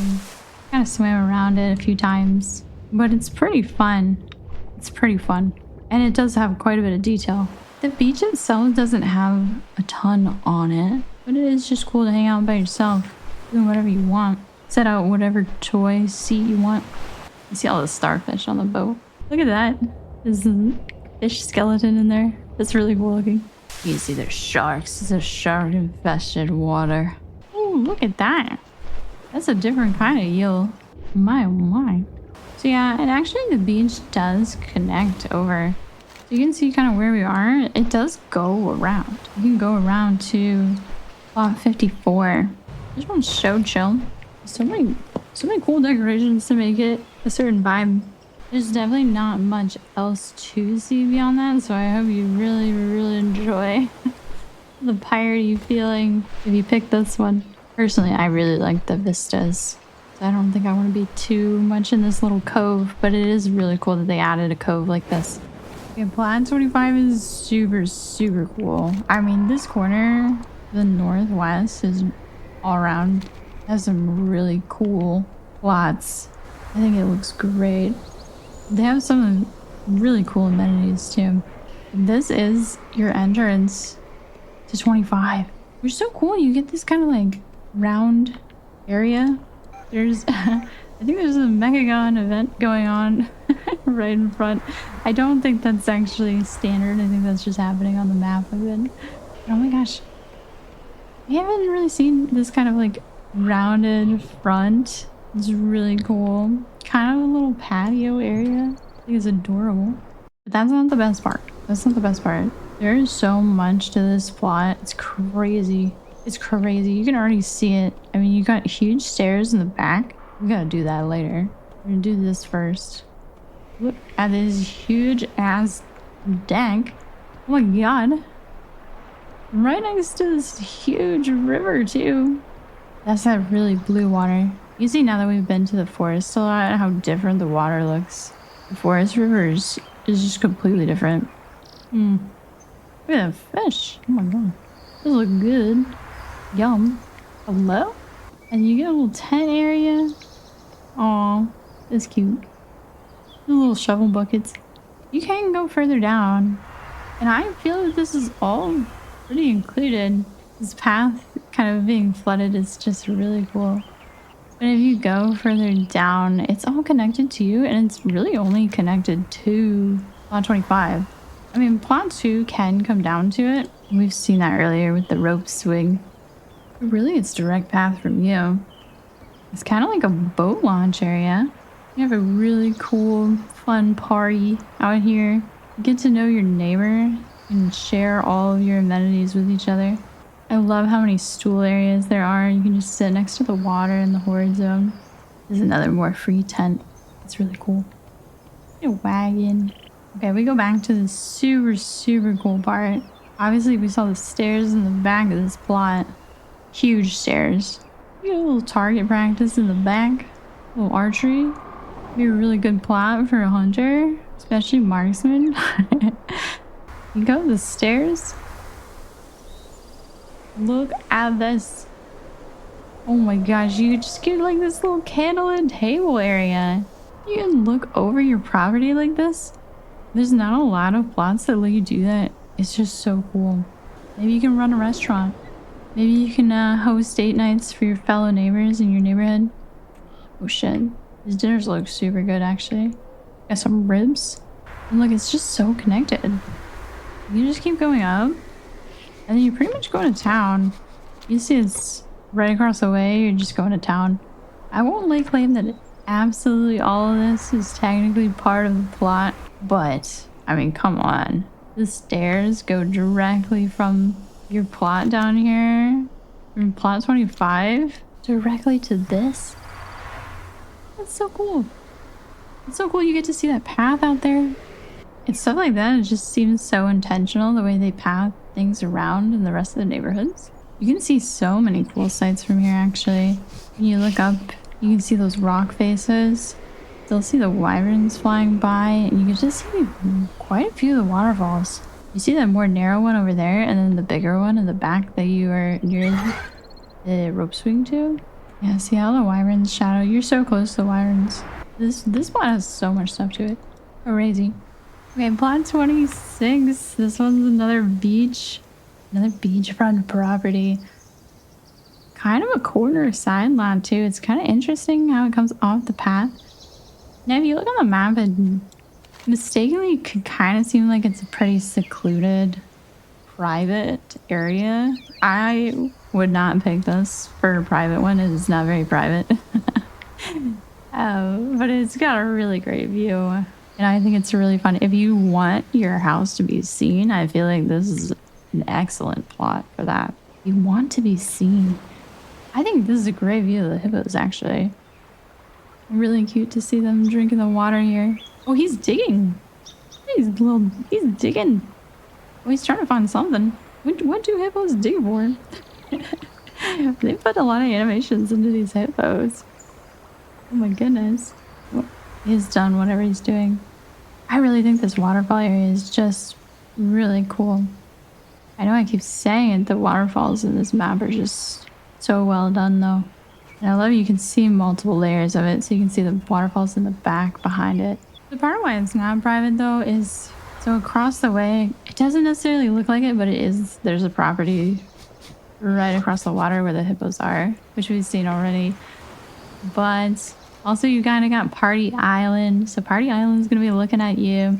And not just Party Island, but you are right off the way from Smuggler's Cove. Just a few short steps from where everyone is getting some of these smuggled items, their decorations from. You can tell you're going to be seen if you're here. I mean, you got the people on the cliffs looking down at you. It's a really great view, and it feels really cool to be nearby. I think there's some really great themes that you could do with a house like this. And similar to the other islands, you get to see so many different things. You get to see Party Island. This has got to be the only one you can really get a good look at the Smuggler's Cove at. You might sort of get a look across the way out there. But you're really part of it on this one. And then you get the waterfalls, which honestly, even across the way, that property doesn't get to see the waterfalls as well as this one does. It's really cool. I'm curious how much it's lit up at night, actually. Okay, back to plot 27. Now we're at plot 27. We're back on the cliffs. This is right at the entrance when I had flown up to C12. This is where I was kind of coming from. So you got, this is such a great plot. I think this is such a sweet plot for if you really like this mountain hilltop area. The path up is so pretty. Again, I'm excited to see it in kind of like lower light too. I think that'd be really cool. You come up, you already have we love decks. I mean, come on, I'm gonna keep saying it. You already have such a cool deck with so many flame torches too. And really great view of the geyser area, which I think is such a cool addition. Oh my god, I keep falling. Careful out there. I'm so happy that they put the geysers in though. I really liked it in the Dragonflight zone. And not only that, but it gives me a lot of memories from Wrath. One of the early questing zones. There was a bunch of geysers. Didn't quite look like that, obviously. Much higher res now. I think this is one of the better views if you don't want to live right next to it. And then, oh my god, like the view of the wyvern nest. Look at that. It's so cool. Look at what you get to look out at. You're so close to it and actually like in line with seeing the tops of the rocks, which have really cool animals. If you guys ever fly up top, land in different areas and you'll see all kinds of creatures. Really cool. Probably see some vultures going around at some points. I see some wyverns going over there too, actually. Oh my god. And that's just the front of the plot. So this is the start of the plot. Zoom out a little bit. Really nice plot size. And obviously you can see even more decks. Oh my god. We love decks. How many more times can I say it? And you get to have a little open space to either push guests you don't like off the edge, or you yourself could practice free falling. So that's pretty cool, right? Yeah, you get so many views actually out here. Look at that. I suppose it depends on some of your render distances, how amazing that feels for you guys, your graphics card settings. God. With a neighborhood that's all full up, and maybe I can find one to kind of get that feeling of when you really get to see neighbors, because so far we just want to see the plots that are empty. But once you get everyone building their houses, I really think this spot just feels so alive. It's kind of like you're living at the hilltop of a village, you know? It's gonna feel like such an alive community, I think. Oh my god. What a great view. Oh my god, it's so cool. You can kind of hear from the ambient noises. It's a little louder than your typical forest plots that we looked at earlier. You can kind of always hear ambient sounds for sure. It's kind of always tweeting, always wind blowing because we're in the canyon area. We get some of the bird noises that are common in the forest area too. Oh, look at that little guy. What the freaking heck? They're so cute. Oh, dude, you're so adorable. Oh my god, is just a raccoon sitting?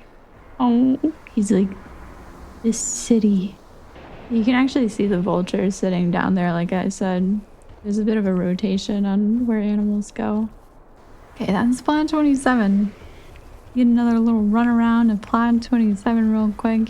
Sick area. Probably one of the best views in the entire neighborhood. Okay, here we are in Plan 28.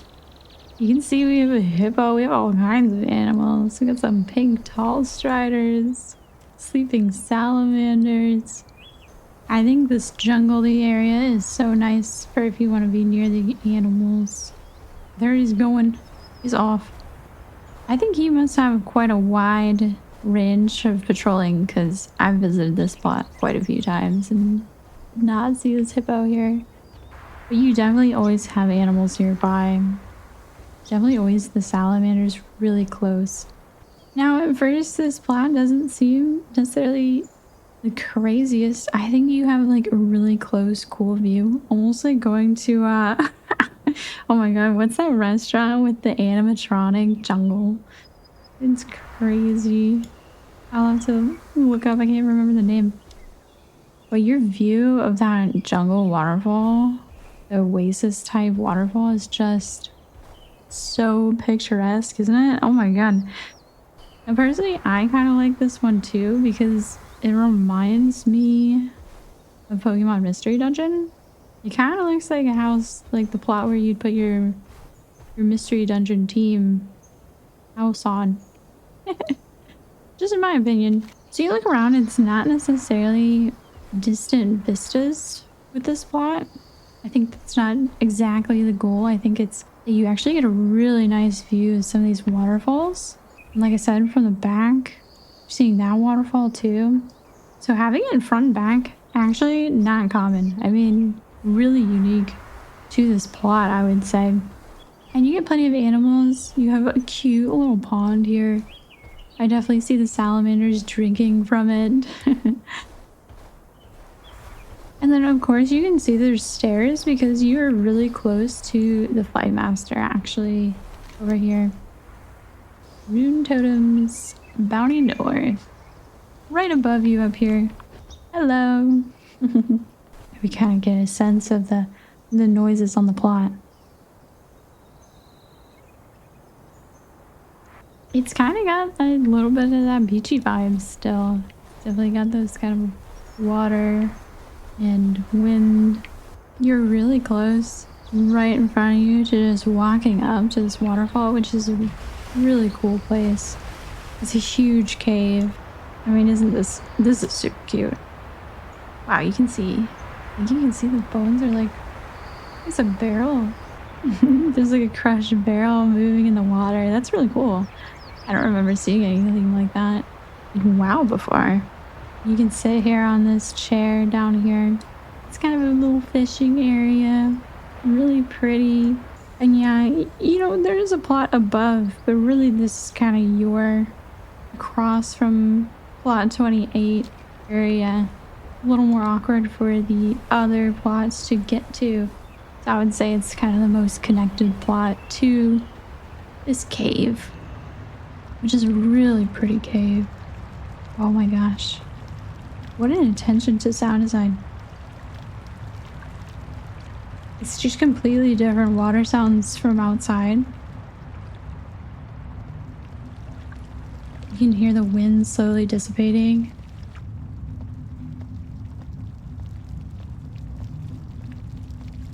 So I think this is an incredible area. I actually think the plot at first doesn't seem crazy, but I actually think it's kind of slept on. It's actually a really pretty plot. Really pretty. And you're kind of the main person accessing probably one of the best caves in the entire map, even across the two maps. It's really cool. I love that you're right next to it. I think there could be a really fun vibe if you're going for that little like straw house river vibes, kind of like fishing village, spearhead trolls type of theme. I think this is really, really fitting for that. And again, oh my god, like I just think what a beautiful lush area. Okay, I think Plat 29 is so interesting. It's such a cool spot and so unique. There are only 2 spots that are actually near the hot springs and actually within the hot springs on the Horde zone, the Razorwind Shores. And there is nothing comparable to it. There's nothing like it in the Alliance side. And these are such cool spots. So walking up, it is right next to these hot springs that are kind of easy to mix actually, even just through a quick fly through. And this is plot 29 right here. It is kind of an interesting plot dimension size for sure. But you can see it already just has so many interesting things next to it. You have a covered area with the rocks over here, which I think is so interesting and cool.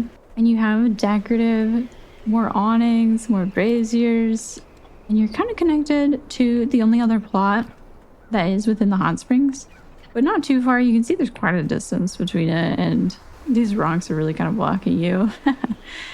But it's not so bad. It's kind of a nice best buddy type of two pair plots. Not only you have the rock side, you have a cute little tree side area. You get some of those salamanders and tall striders, and you have your own personal hot spring. An actual little spa day for you. Ooh, so comfortable, so chill, such a vibe. And then, of course, the actual interesting part to this that's just so unique is the actual geysers. The splashing, the steam, the bubbles. And then you can see the geysers actually do come up at varying times. It's not constant. There's so many interesting sounds happening in this area. Most places you're just hearing birds, but I can hear all kinds of animals going bleh. You can hear it's kind of a different sound. It's not super loud. So interesting how much you can see the bubbles. And you kind of get these tiny, tiny waterfalls going.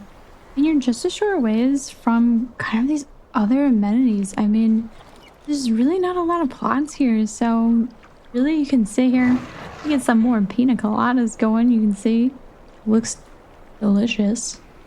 Yum. They're already filled for you, ready to go. Actually, it's so cute how much they animated the straw like bobbing. It's excellent. And there's a lot to this area, right? You have all these covered pieces. Sure, the people on the cliffside can come down and kind of hang out with you, if they think to, of course. But this is right across from you. This is right next to you on plot 29. It kind of feels like a real touristy vacation spa area, doesn't it? Like this little boardwalk, bridges, really cute. Oh, you can really hear the sound. Flames and everything. I think it's a little diving board. See if I can make it. Oh yeah! Let's see.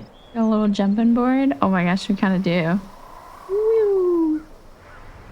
Oh yeah, this is such a little this is such a little fun vacation area. Gosh, I think that's like a little lifeguard outpost over here. Yeah, I would say having plot 29 feels like you're on a resort. It's super cool. I have to think it's so pretty at nighttime too. There's so many torches going on. Get another look at the plot here. I really think you could have your house facing either way. Of course, this looks like an entrance. I think you could also just kind of have, there's kind of a path here that you could have it facing. It's a little mini resort area itself. Definitely not a ton going on for like the vista type view. I think you pick the plot definitely for the more local area of it and not for the distanced view. On to plot 30. You can see there's a crazy bridge coming down from plot 27. We were just there. And you come down here into plot 30. So we're back up on these cliffs, these canyon mountain cliffs. Again, you get to push guests off or practice your free falling skills. You kind of jump down and you get to see that resort area we were just at. Go have a go at the diving board. There's plenty of covered areas you can see, so every plot can have one. I don't like being in an apartment and having your pool area, I suppose. And here's the plot itself, just in general. It's got pretty good dimensions. It's kind of more square feeling, maybe a little wide, a little wider than long. You see, it has a really great view actually of the rocks, and there is plenty different to it compared to plot 27. It's crazy just how going 100 feet down, you get a very different view of the geysers. And you just instantly get to see the ocean a bit better. If we go to the back of the plot, you can see there's a little more rock faces in the back.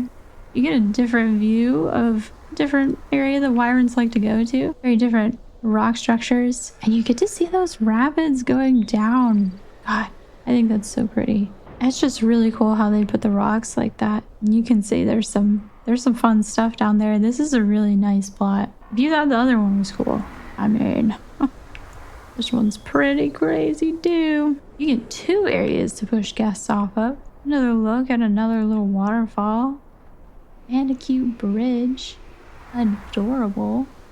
You can actually see the other waterfalls all the way across and see the water mists rising. Definitely allowed to be a snoopy neighbor on this one too. We're looking down on, let's see what plot that is. You get to look down on plot 50. Always get to know what your neighbor is up to. Okay, so you might have noticed there are just so many extra parts to this one. You get a tower, which is probably going to look the same as all the other towers. Oh my god, a 3rd place to push guests off of. This is prime real estate for pushing naughty guests out of your house and property. Really excellent. Really cool views. I think it'll look really cool when people have their houses set up. You have to look down at another waterfall too. Okay, so we'll take a look at the tower again. I'm certain it looks very similar to the other ones. It's a little different. It doesn't have the same posters. It's a little more exploratory. Look at that telescope and everything. That's really cute. What's on this map? Nah, I can't tell what continent that is. I'm no cardiologist. Actually, that sounds like a doctor. I don't know.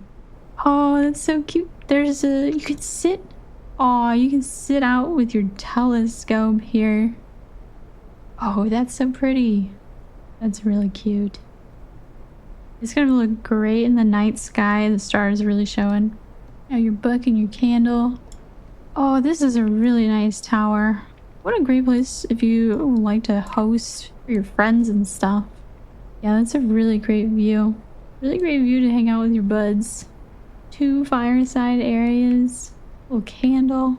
Oh, this is probably my favorite tower so far. Oh my gosh.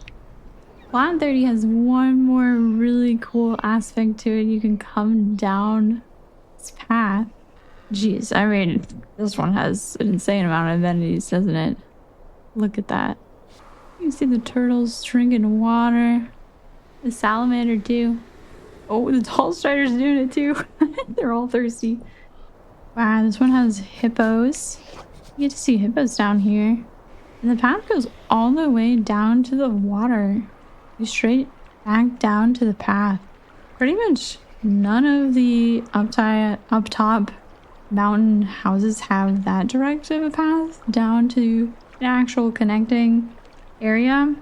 Yeah, this one is just great for the amount of hangout spots that you get. It's really excellent. This guy's taking a crazy route to walk up here. That's plot 30. Jeez, I think, yeah, we count like 4 deck areas, a tower. Incredible. Just incredible. All right, now we're out here at plot 31. Just getting a drink of the view. Now this one is a bit of a hot commodity, and I think we're about to see why. Here's the plot itself. I really like the dimensions of this plot. Really cool plot size. Not only is it in that very calm standing area, but gosh, is it not just the coolest to be right next to a bridge and kind of your own personal waterfall. Really beautiful river. Well, the sound is amazing.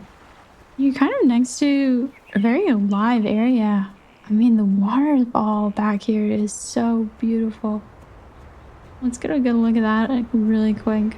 You can hear how much louder it gets. I love that they have all the different noises for it. Look at that. That's the waterfall you're right next to. Oh my god. What a beautiful area. I love how different the water looks.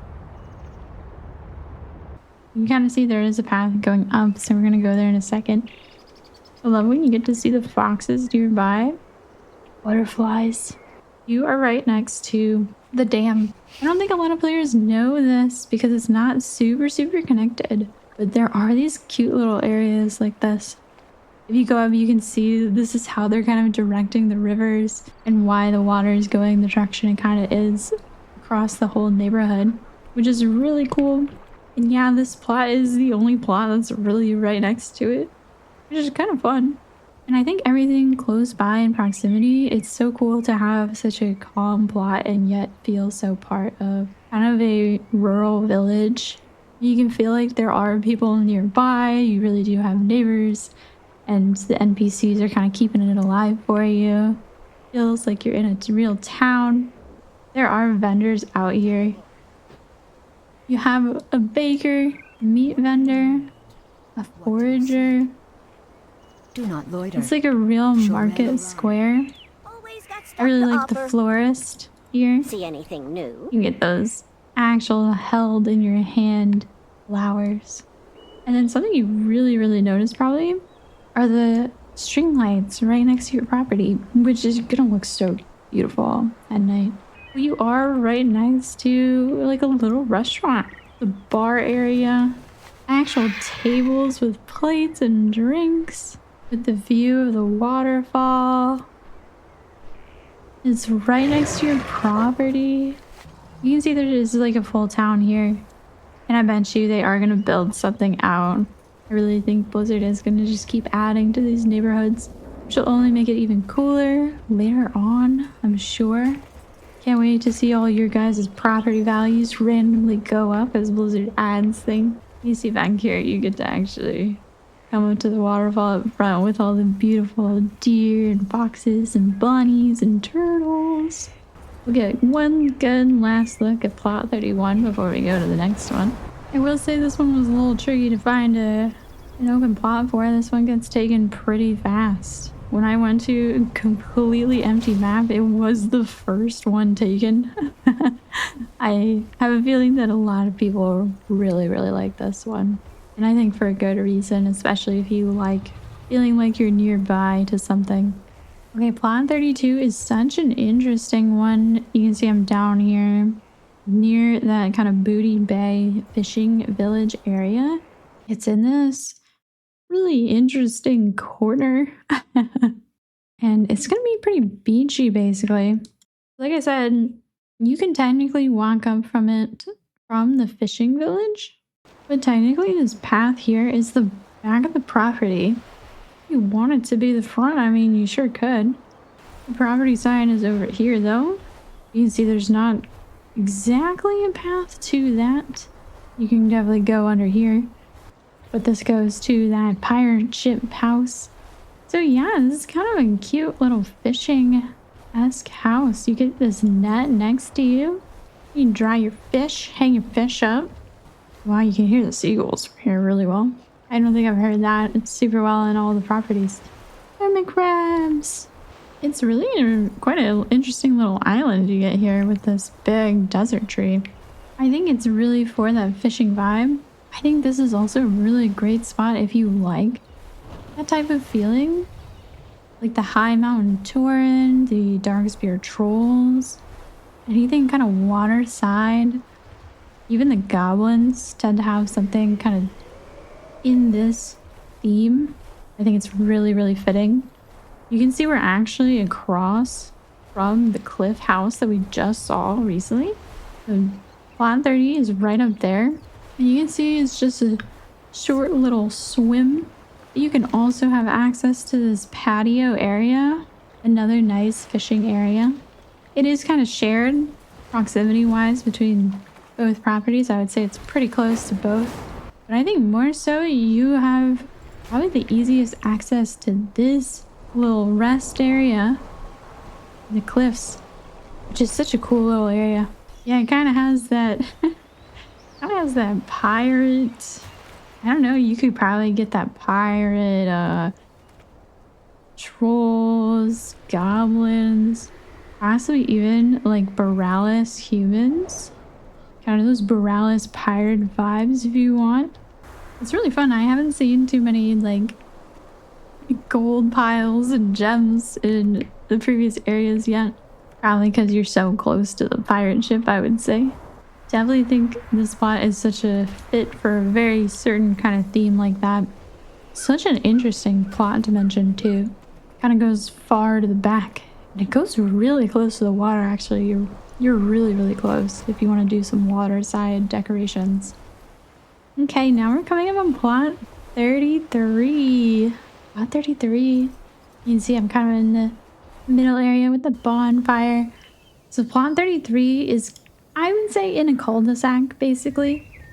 So plot 33 is up here within this little cul-de-sac area. We are near some of the ones we've actually seen already. Plot 11, plot 17 is a while ago. And we're across from plot 50, so we'll see that toward the end. So you're pretty connected, but it's not too close, not too tight with some of the cul-de-sacs I've seen in real life comparatively. Here's the plot itself, plot 33. It's a really good size.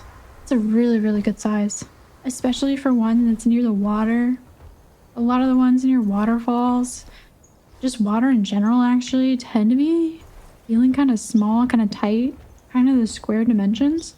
You can see though that plot 33 is the closest to the waterfall. So even though I'll go across just for a bit, you do have like a further view on the other side of the cul-de-sac. Plot 33 kind of gets this cute natural rock platform to hang out right in front of the waterfall. You really get to hear it. I think that's really cool if you do like sitting around with the ambient sounds. And I also think there's just a huge benefit to this plot size being so different from the one across, and also that it's not sandy. You get the jungle pick of the cul-de-sac. The rest of the cul-de-sac are sand areas. You can hear from the ambient sounds, this is actually a very calm area. Not a lot of the wind or the rushing water, loud water sounds. So the back of the property, you have a little bit of the more NPC type decorations. The falling over wheelbarrow. You walk straight back into the other waterfall across from you and see the hippos. And then right behind you, just up a short cliff, is an NPC house. I think the NPC houses are so cute. This one has a banjo. I'm not sure what those are on the, like, stones. I'm gonna mug of wine. You can sit here with another fire up here. Maybe share some of the NPC's meat. Wink. There's kind of a higher view of that property over here. I do think once your neighbor kind of builds things out, you may or may not actually get this ocean type view. I think if you buy this before everyone's built everything, you have to kind of more so accept what is closest to you on this one. I don't think you're getting that crazy of a vista view with it. Now here we're at plot 34. Plot 34 is also kind of in this cul-de-sac type situation. Plot 34 is here. We've already seen plot 10. That was a really pretty one. And then we'll eventually see plot 48, which is more up on a cliff, but actually closer than it maybe looks on the map. You are pretty close to your main village area. And I think it kind of has that feeling to it. Wow, that wyvern came down really low and close. I do think it kind of has that village vibe. It's really sweet that you still get the oasis pond across the way, which is more close to plot 10. But you're a little closer to these braziers. The little cactus area is so cute. It's one of the more flourishing desert plant areas. Here's the plot itself. You can see it's kind of more vertical, but actually really big. Oh my gosh. It looks big to me, or it just feels that way. That's what she said. And the back, that's what I mean, is you kind of get this village area feeling. You're right next to the roundabout. You can see there's kind of an event going on. There's Grummels running across the way. The NPCs are going to be walking around through these paths quite a bit. And some of them even sit around here. And you look back and you kind of see there's already houses being built behind me actually, but the rest of these towers are part of the word town center itself. It's actually a really nice view in the back. I like seeing those big trees in that large forest. And yeah, you have the big hanging braziers in the front and the back. There are so many butterflies in this area. You can see them, not just very close to me, but you can see them layered in the back there. Now at nighttime, it's really pretty. Oh my gosh, there are so many butterflies here. This might be the most butterfly heavy area. Now at nighttime, I am certain, I believe you see a lot of fireflies. So we'll check that in a second. Now more so than the pond, you get a bit more of the calm river vibe. This is the side of your property. You kind of hang out by the tree. And you are right on that border to the autumn forest biome. You get a little bit of the best of both worlds here. This is definitely the prettiest part of the desert. And then you kind of get that view of the forest, and it's just a short walk away. And then you're really close to the town center. See the beautiful waterfall in the background. Yeah, and you can still see the canyon rock faces too on the side. More of those village decorative elements in the back too. So just a quick look at what I mean at that. It's a bit of a roundabout. You kind of have a small shared area with your cul-de-sac, and that property is right up there. It's a little roundabout, and there's Blonde 10, and then there's you, and you guys are all decently close, but enough to have a bit of your own privacy. All right, so we're heading up to plot 35. We are walking past a couple of other plots that we'll see shortly after this one. But this is a really interesting spot. You can see that we went down. And this is what the plot looks like. Really interesting mountainside plot. Not necessarily... I think it's a great plot for having like a huge magical tower. I think it'll look so great on the edge here. It'll really look like a strong wizard's tower. There's a raccoon sleeping over here. And a little guy. Oh, that's so cute. Hello. Of course, depending on your render distance, you can look out and get to see quite a bit of the ocean islands. You see the way that I'm pointing. It's not quite actually looking out at a lot of properties. You can probably see plot 8 and maybe a bit of plot 14, depending on how tall they're making it. But you're actually getting quite a view of not having to look at other people's houses, if you like that. You are probably going to be able to see some other beautiful towers in the distance across the way over there. Just a couple. So you have that plot 15 and plot 39. We'll see that one soon too. Really just a really quiet area, huh? Let's listen for a second. There is such a downtime with the ambient sound that it's such a quiet spot. A lot quieter than other places we've heard in the forest area. I see there's a stag here now. It's really pretty. I think this is an amazing secluded spot, especially if you really want to be on the actual edge of a mountain here. It's a pretty simple plot, but sometimes that's the most magical type of place, isn't it? The last part of the plot that you kind of get is you can come down, and it is mostly your own little path. I suppose you could share it with your pretty close to cul-de-sac type neighbors, but it's directly off your property that you can just kind of come down to the waterfall here. And yeah, you can see there's a little torch area for you.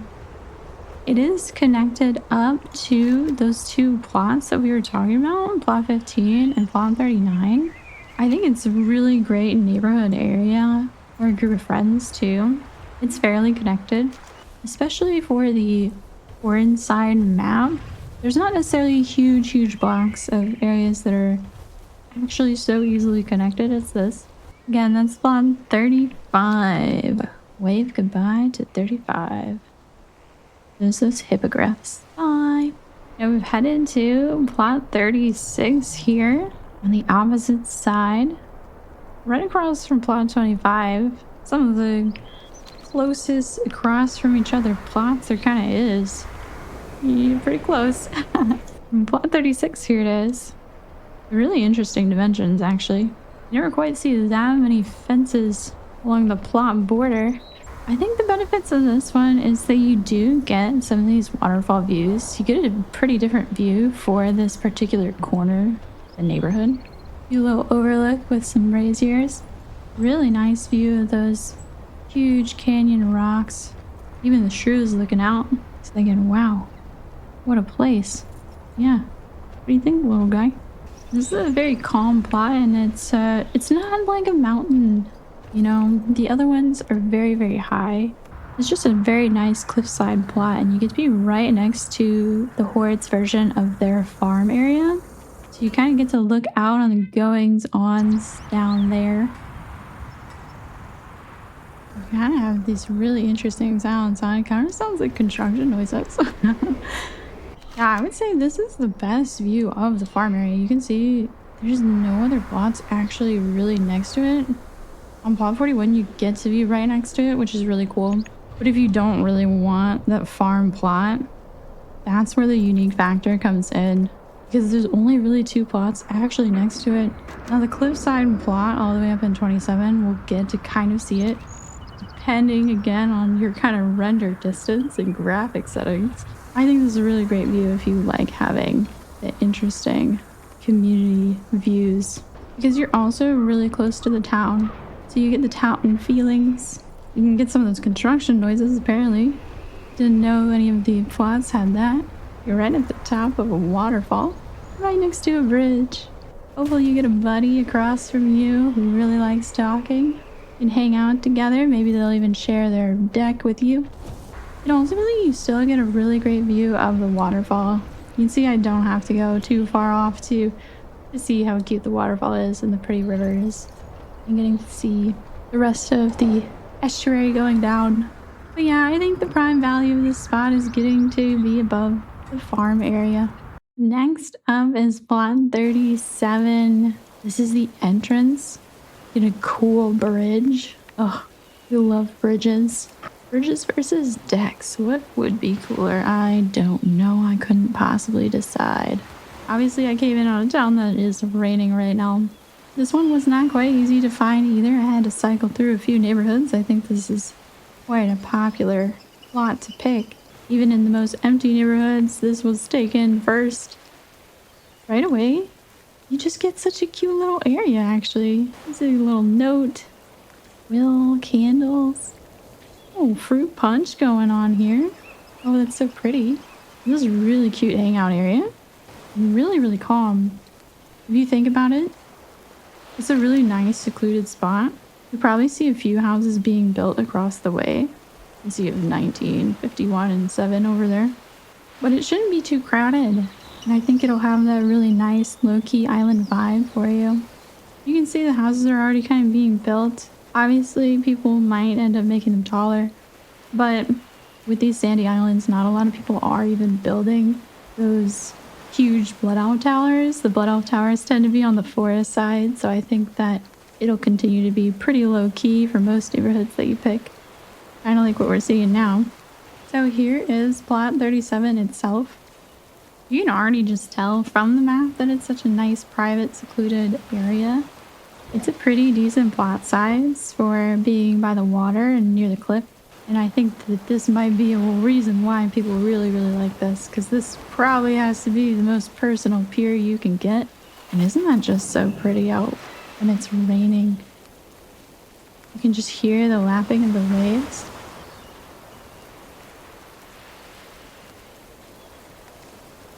I definitely feel at peace just sitting there for a couple minutes. It's not too over decorated beforehand either. I think a lot of the other piers have a set theme where you see fish hanging or fishing rods, but obviously this pier is kind of what you make of it, which is really nice. You get to really hear the seagulls out here too, actually. So far, I have to say this might be the most peaceful plot. I thought some of the forest ones were super, super peaceful, but this one's kind of been the most calm for me so far. And technically you are right below a plot. So you're kind of actually very close to a neighbor if they choose to look down at you, but I kind of think it's not that easy to, and they probably won't actually. I think they're probably up there for the view more so.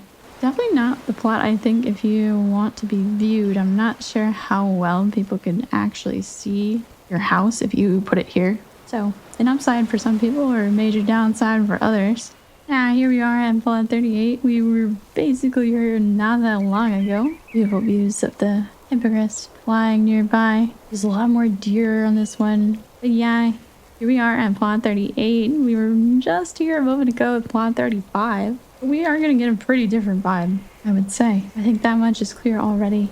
You see all the deer nearby. The boars are up here. There are a little bit more neighborhood features like the wagon. You're going to be seeing these braziers nearby. The entrance is quite interesting. It's another one of those that leads more to a corner than anything. So how you want to situate your house. You're quite creative, I think. Well, look at the size of this plot. Definitely another one great for a big old tower. Oh, the hippogriffs go really close to you. This one has a bit more hippogriffs than the other one. We're at the back of the plot and you can see you kind of have a decent side view of this waterfall. I think it would be quite easy to kind of just fly down there next to the tree and hang out near it. I think I can see some fireflies flying around too. Very pretty.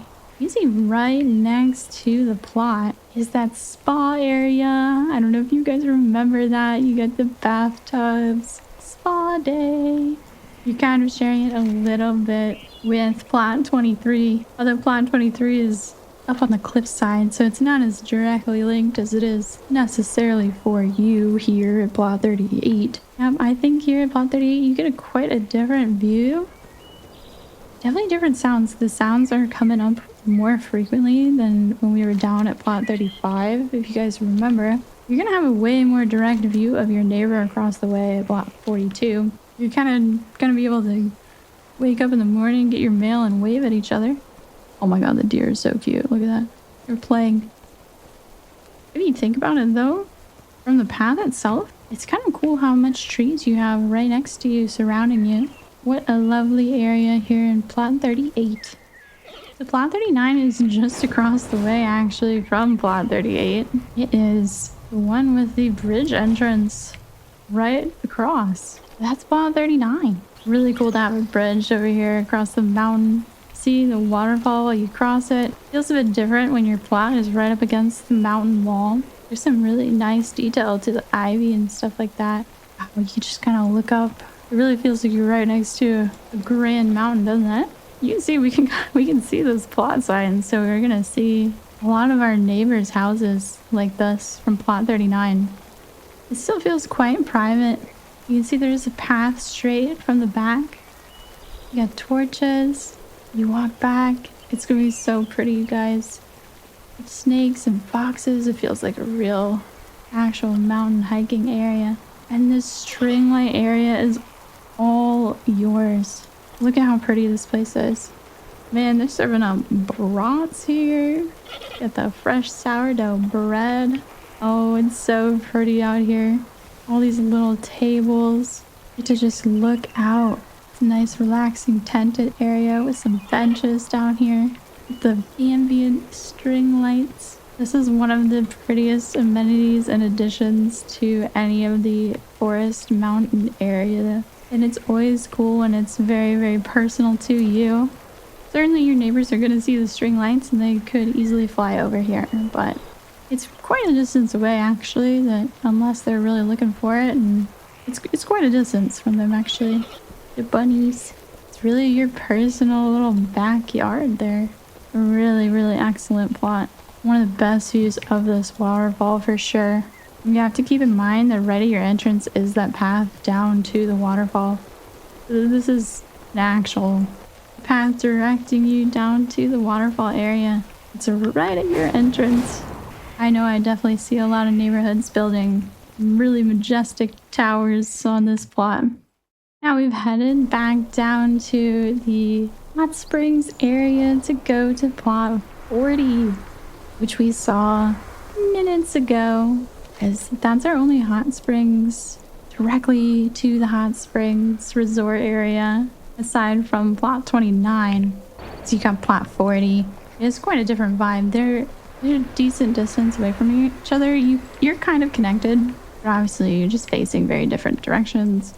And you're a bit closer to the tents. Let's get a good look at plot 40 here. It's a decently long plot, not very wide necessarily. In the back, you're right next to the bridge, which I think is really pretty. You can see the glow of the braziers in the background and everything. It's quite relaxing. One of the benefits here compared to plot 29 is that you get to hang out right next to this waterfall. And I would say you get a much nicer overall view of all the geysers in the hot spring. So going back onto the property, taking a look at that, you can really see it really well, especially if you get higher up with a house and you can kind of sit on a watchtower. So I won't show all the hot spring stuff again. If you want to see all those hot springs and be walking around in the tents, make sure to go back to my plot 29 section, because I walk around there, show the diving board, a lot of the fun features. Yeah, plot 40 is quite similar.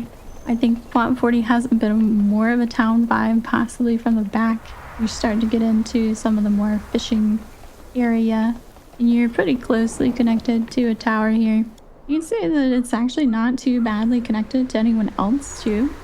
When you go down to the tower, it is kind of yours if you'd like it to be, because there's no other plot actually that close to you. You'll definitely sort of have some plots that can look out at you, but there's a big rock blocking you from 29, so 29's not really looking at you.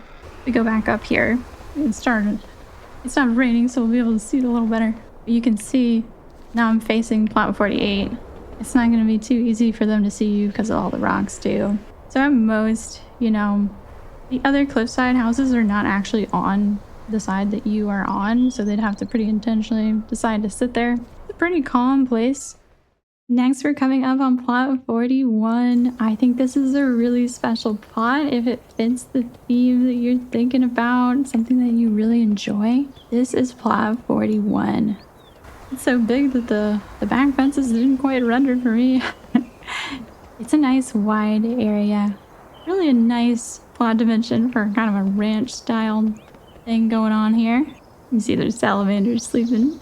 So you were right below those wyverns flying overhead that we saw on that cliffside.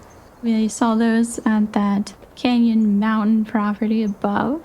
You get to see them looking down at you this time.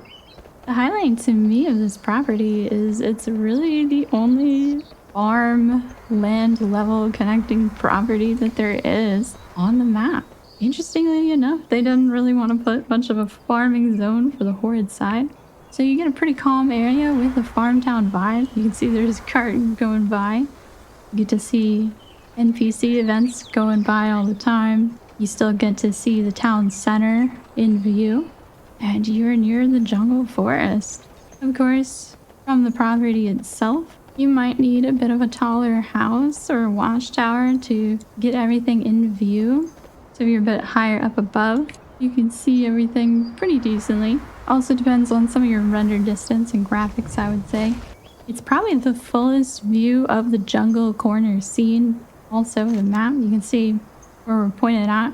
You get to see the full corner here. And you're more in that transition area of going down toward the beach area, the sandy islands. In that sense, you get your own unique canyon view of the rocks, the mountains. There are several different paths going many different ways because a lot of parts of the town because a lot of different parts of the neighborhood are connected to you. And you're in a lot of the transition forks of the road. And then out your back of the plot is a path.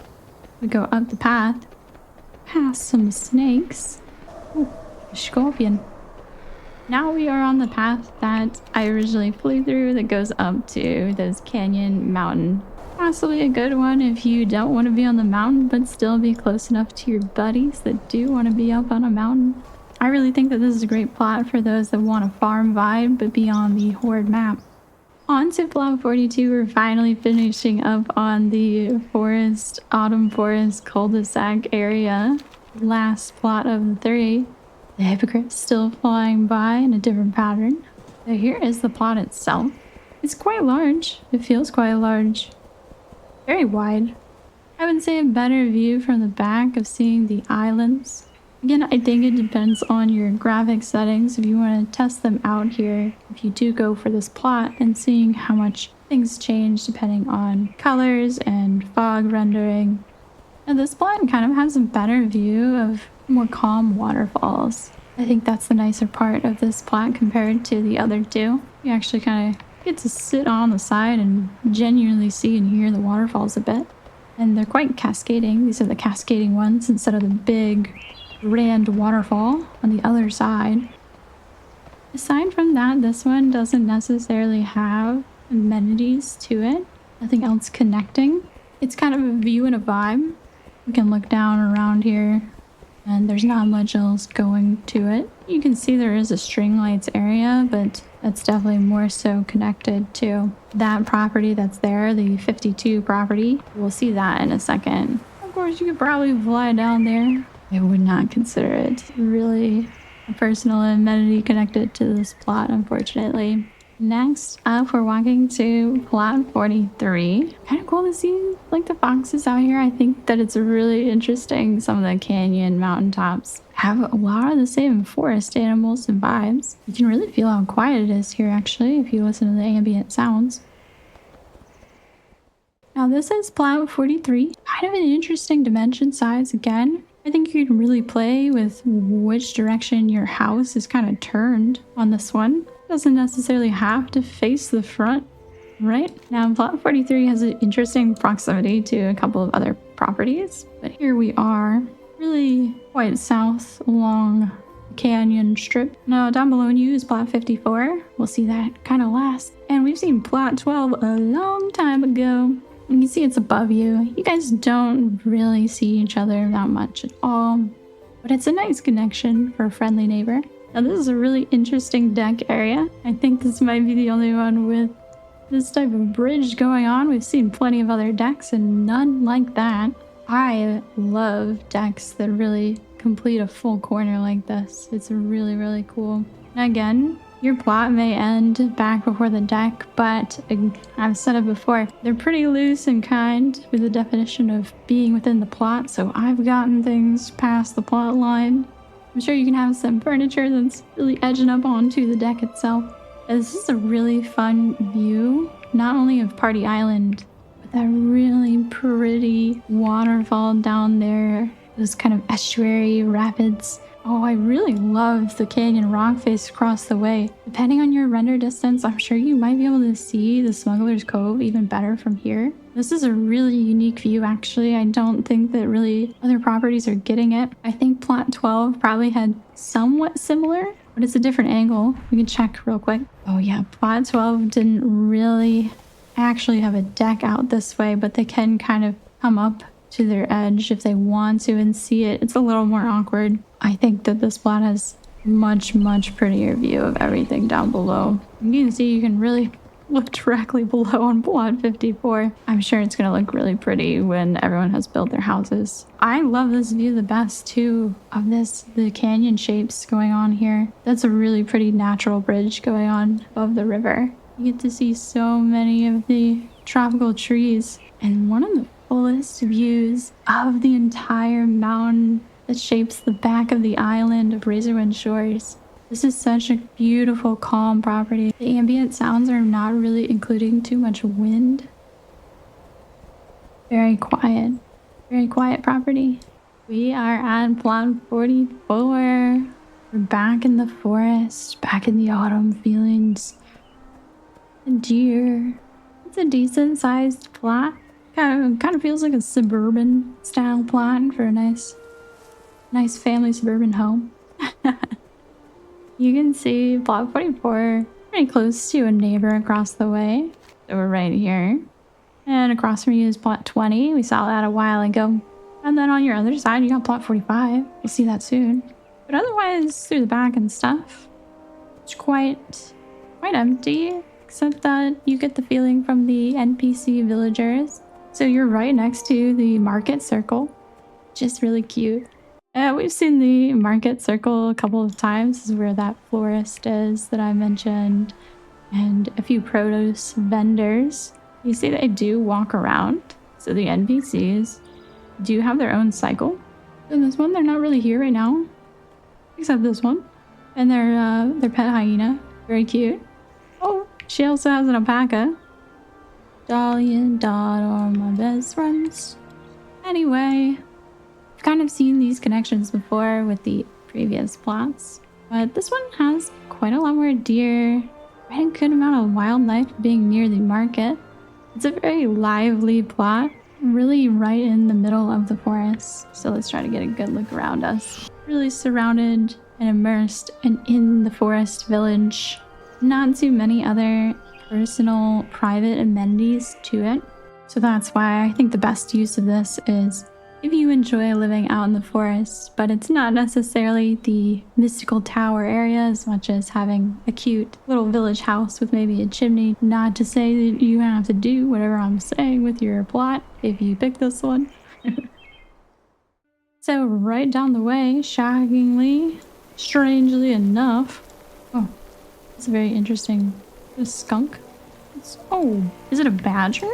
Oh, it's a badger. He's digging. Oh, that's so cute. Oh my gosh.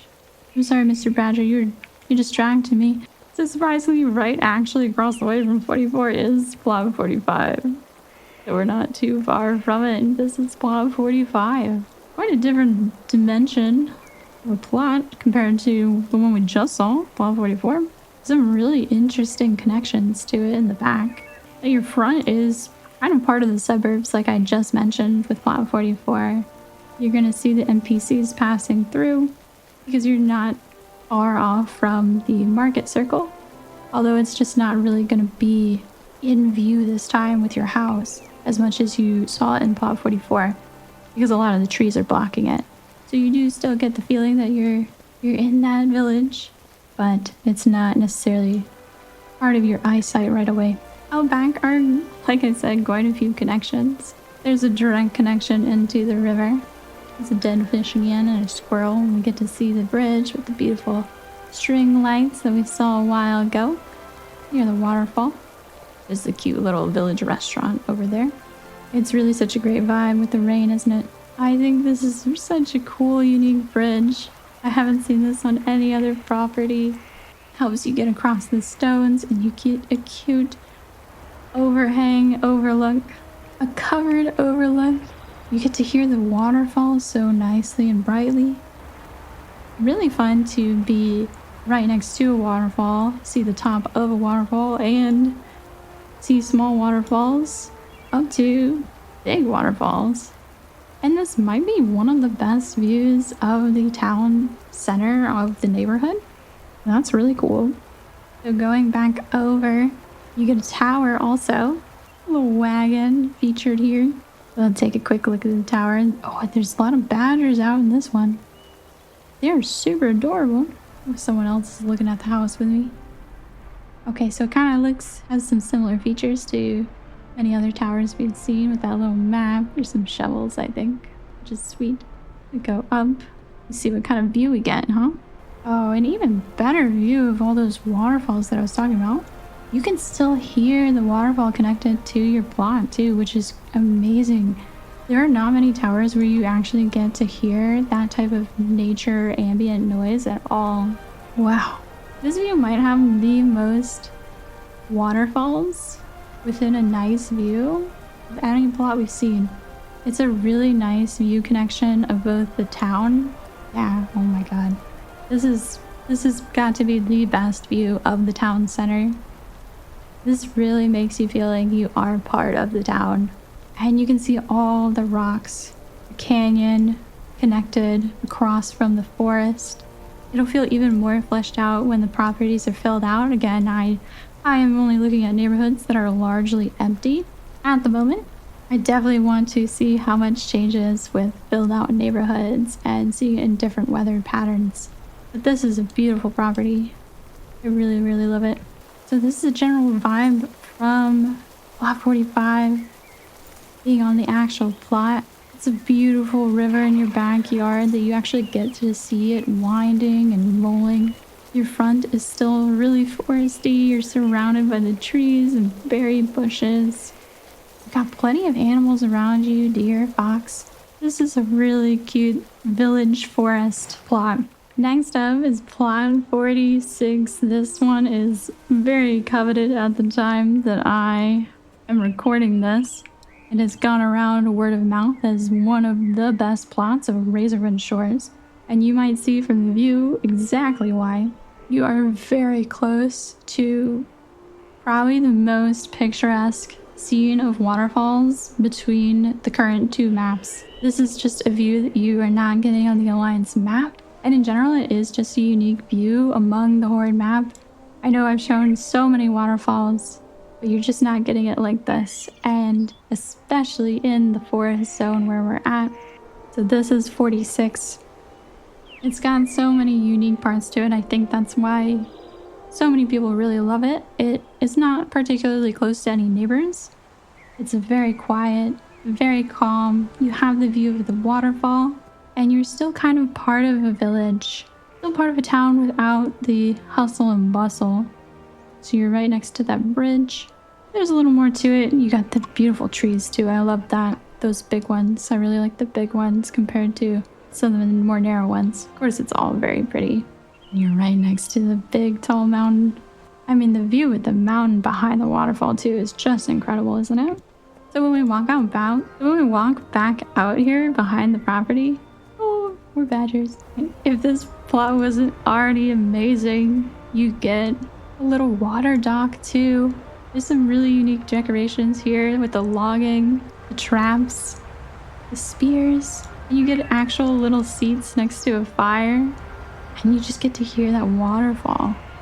Just listen to it for just a second. Look, there's some spear practice going on over here.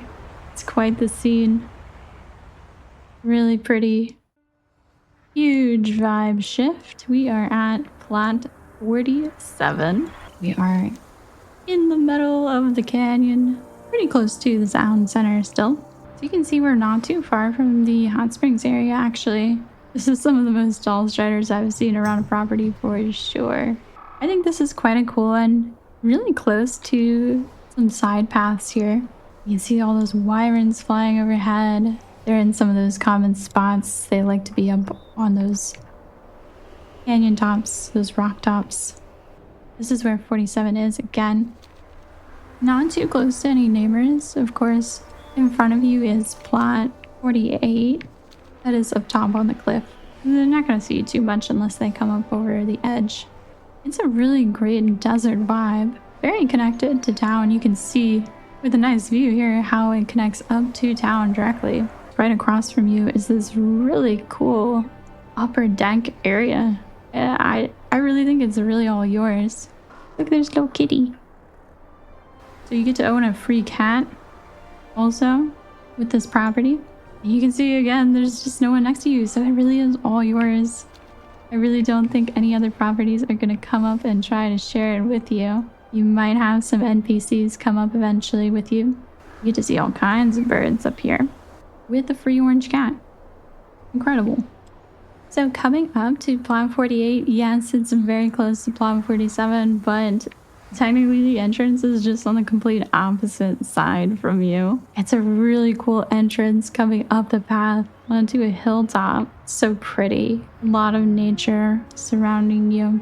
You're kind of in that little oasis area among the canyon. It definitely feels more like a hilltop, even though you are kind of just as high as some of those canyon mountain lots. You can hear much different sounds, so you still get the desert nature.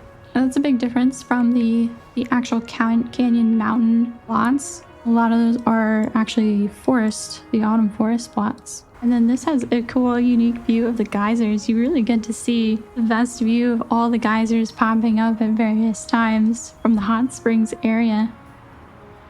You get a small view of the town center, but not too much. Really feels more deserty within this cul-de-sac than some of the other plots. It feels a little more green. It ends up feeling quite secluded, kind of your own thing. You kind of just get to look in a circle and see a little bit of everything almost. Of course, right across from you is some of those other cul-de-sac features that we already kind of showed. There's a bonfire out here that you're kind of sharing with your neighbors. That's the cute overview of this really unique plot.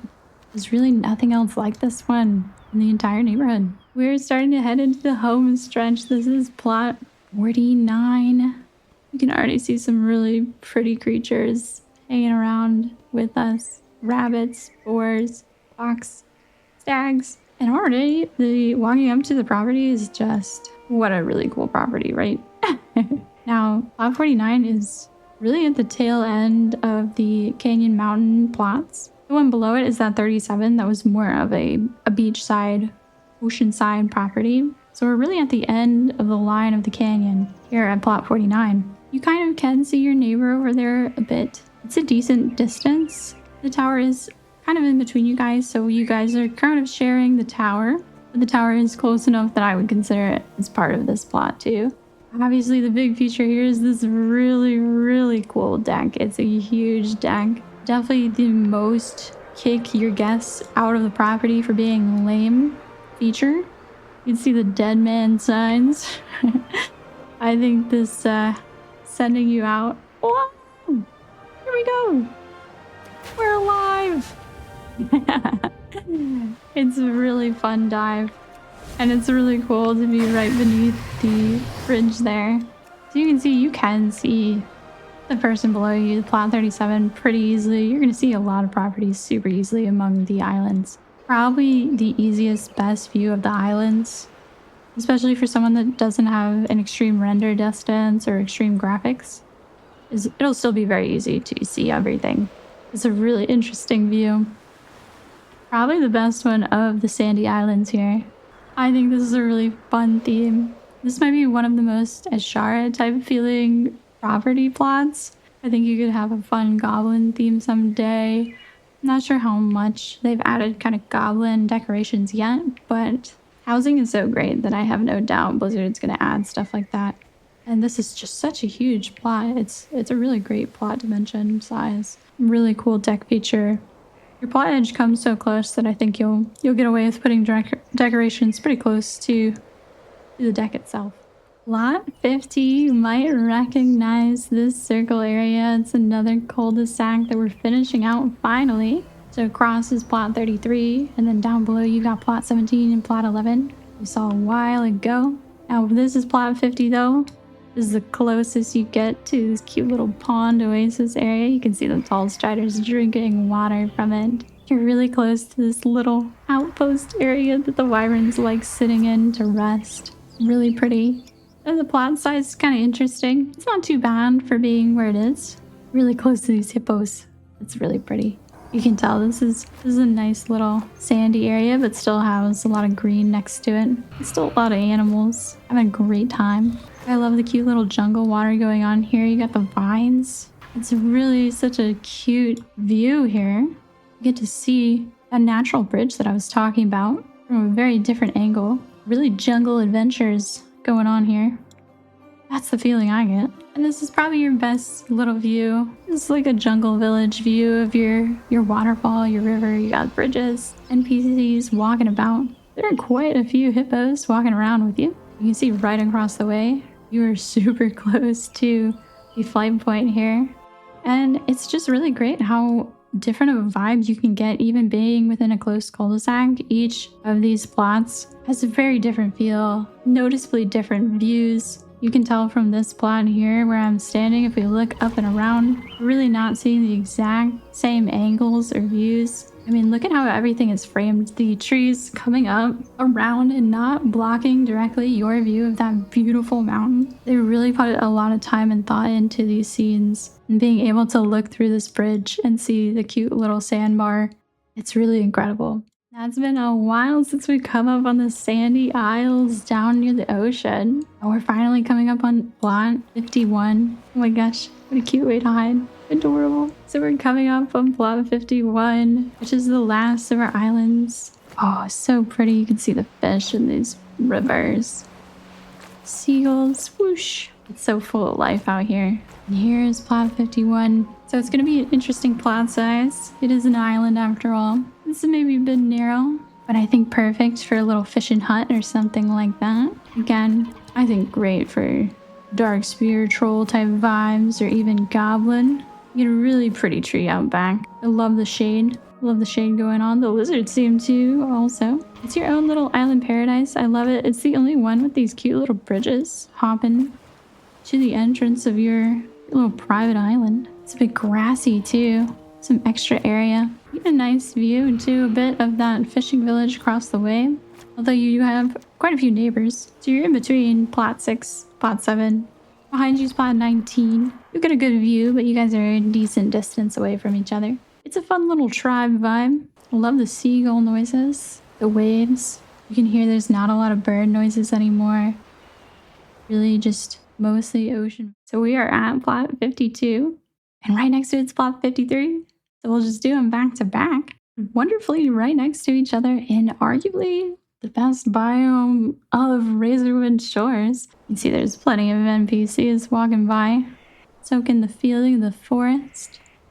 It's not the most tree-heavy plots compared to the slightly more suburban plots that we saw earlier. We've gotten to see the cart come by quite a bit today. There he goes.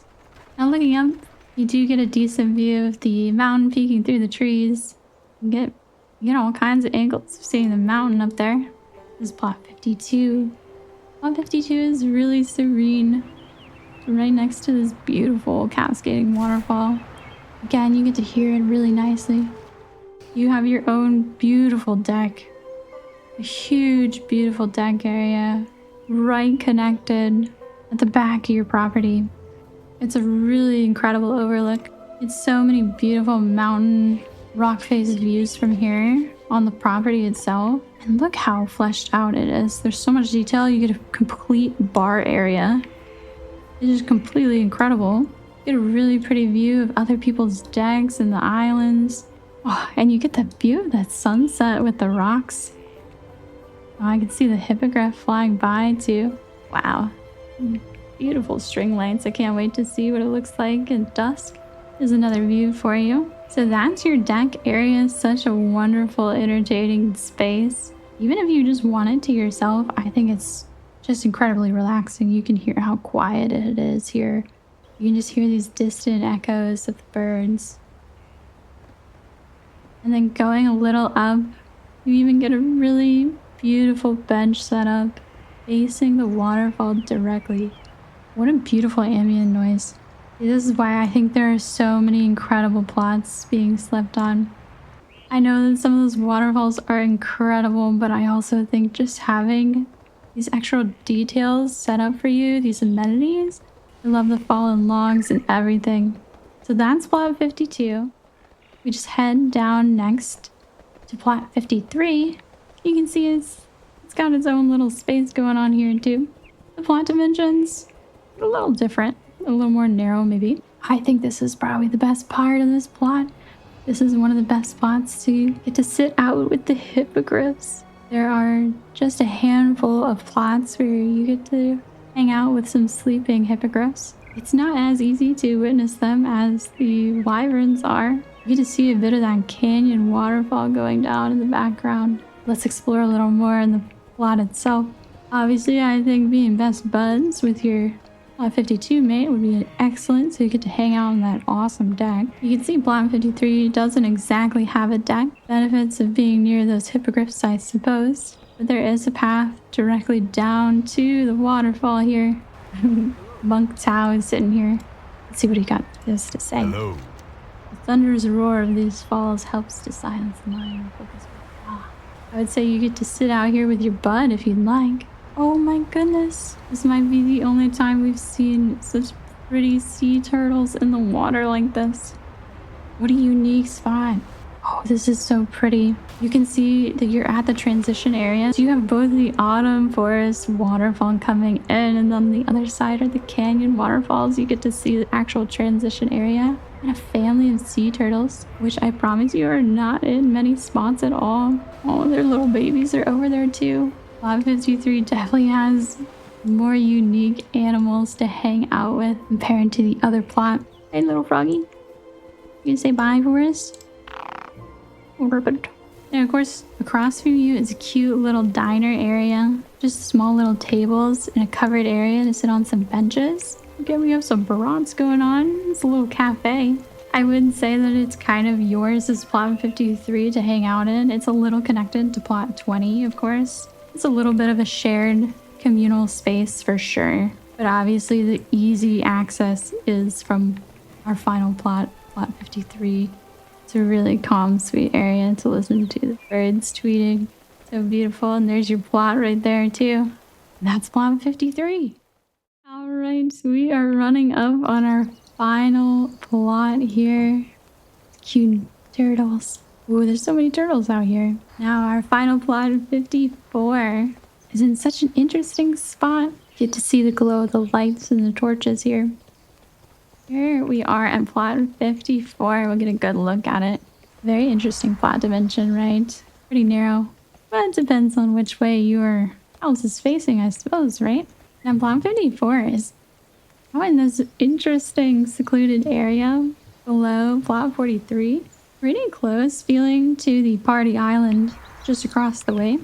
There are so many turtles here. This might be Turtle Island, honestly. Now, this is the path we saw connected a while ago to the broken ship. So from the front, you can see these really beautiful rapids falling over, spilling over a short little side canyon river. And the final part of the estuary going straight into the ocean. These cute little turtles. Oh, I think he's eating a fish. Oh my god, he's so cute. You can see across the way, like the Smuggler's Cove area. That's Party Island. I have to say, I think this is the best view of Party Island we've really gotten.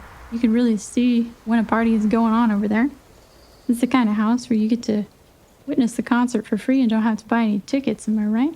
And then from the back, you can see it's connected to that plot that is closer to the broken pirate ship, the crashed ship. Oh, there's all kinds of crabs out here too. They're just hanging out. It's a really interesting last plot. It feels quite private and quite calm. You are pretty connected to a neighbor. It is, of course, across the path, across the water. I think you'll be able to see each other quite easily. But you can see quite a distance away from pretty much everyone. But you could just straight fly over to Party Island and have a great time. We'll get a better detail some other time. But Party Island is very cool, as you can see. Get some drinks. There's a bartender over there if you want to get your mixed drinks. Oh, we get to see the transition. It stopped raining. You see the more vibrant colors happening now. And the glow is so different. It's a really beautiful ocean view from here. Get to see that ocean line. That is it. That is our last plot, plot 54. So I didn't quite attach this to any particular plot.